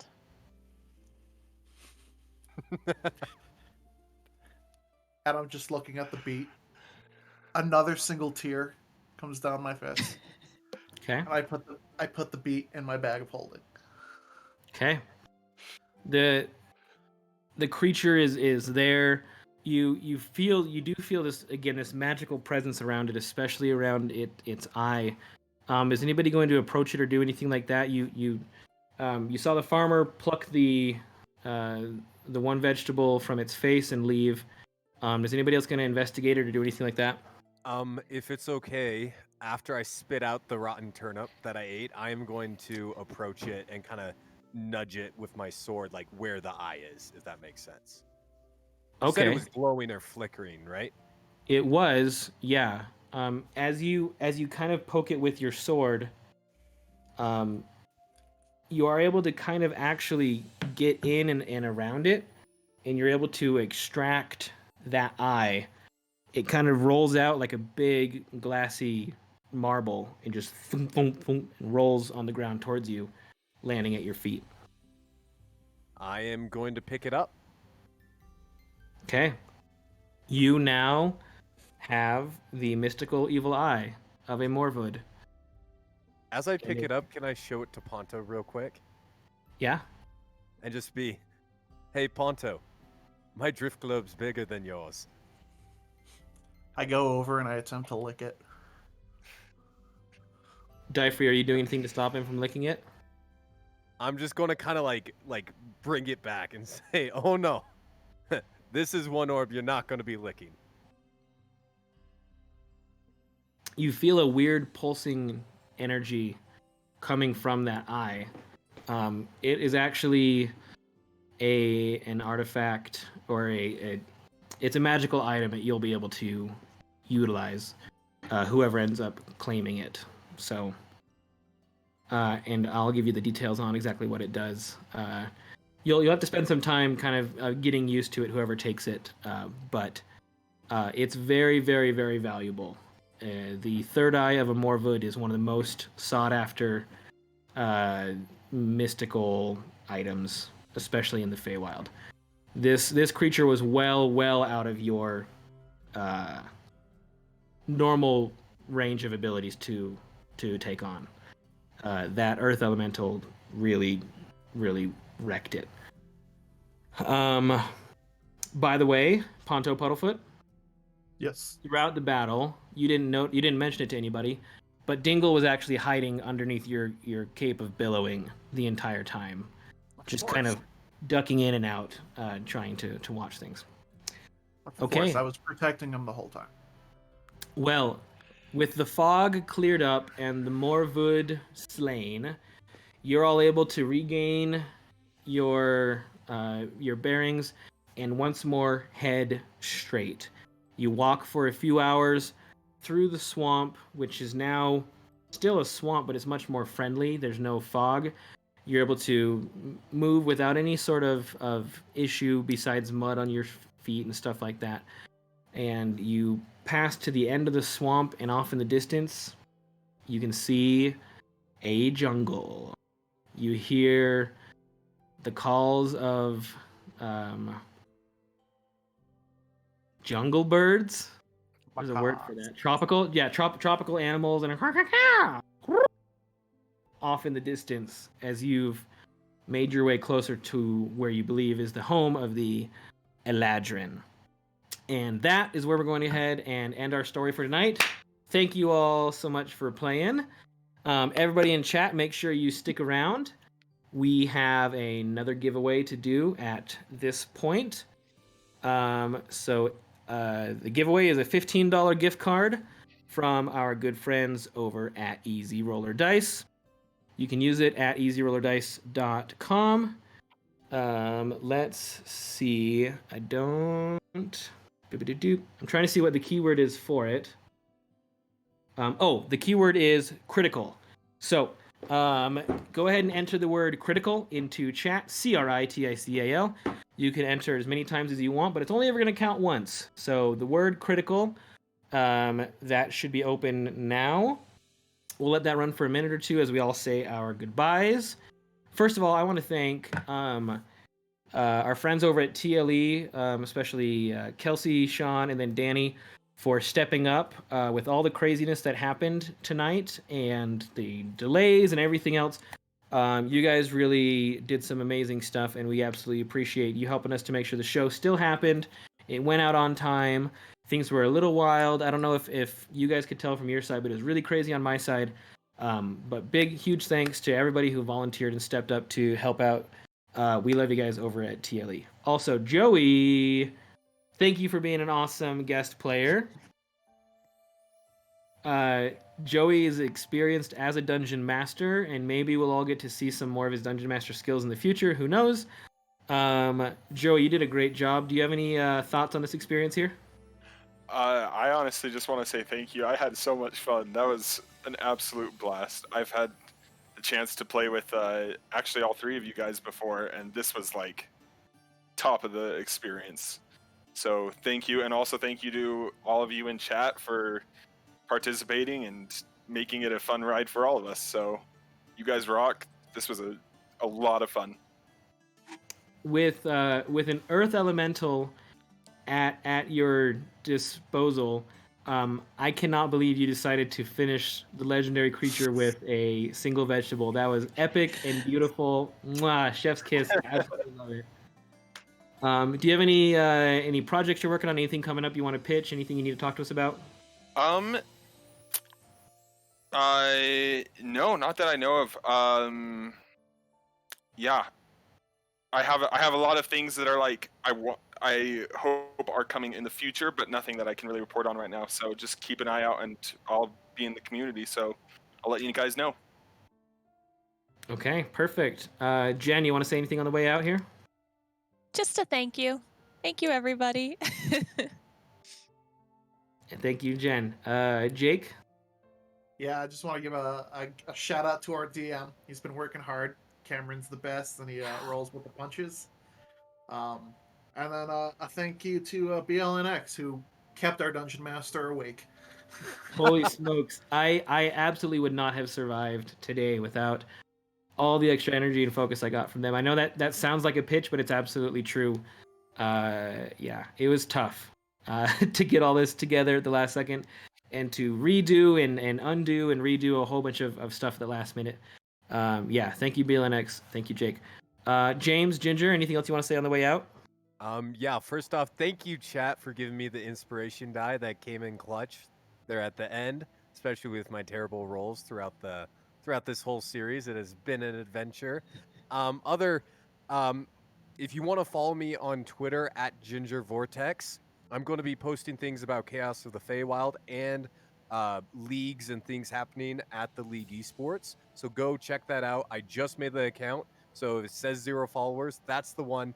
Go get followed, and then you can keep up to date on everything. All right, everybody go follow Ginger. One more time, what is the handle?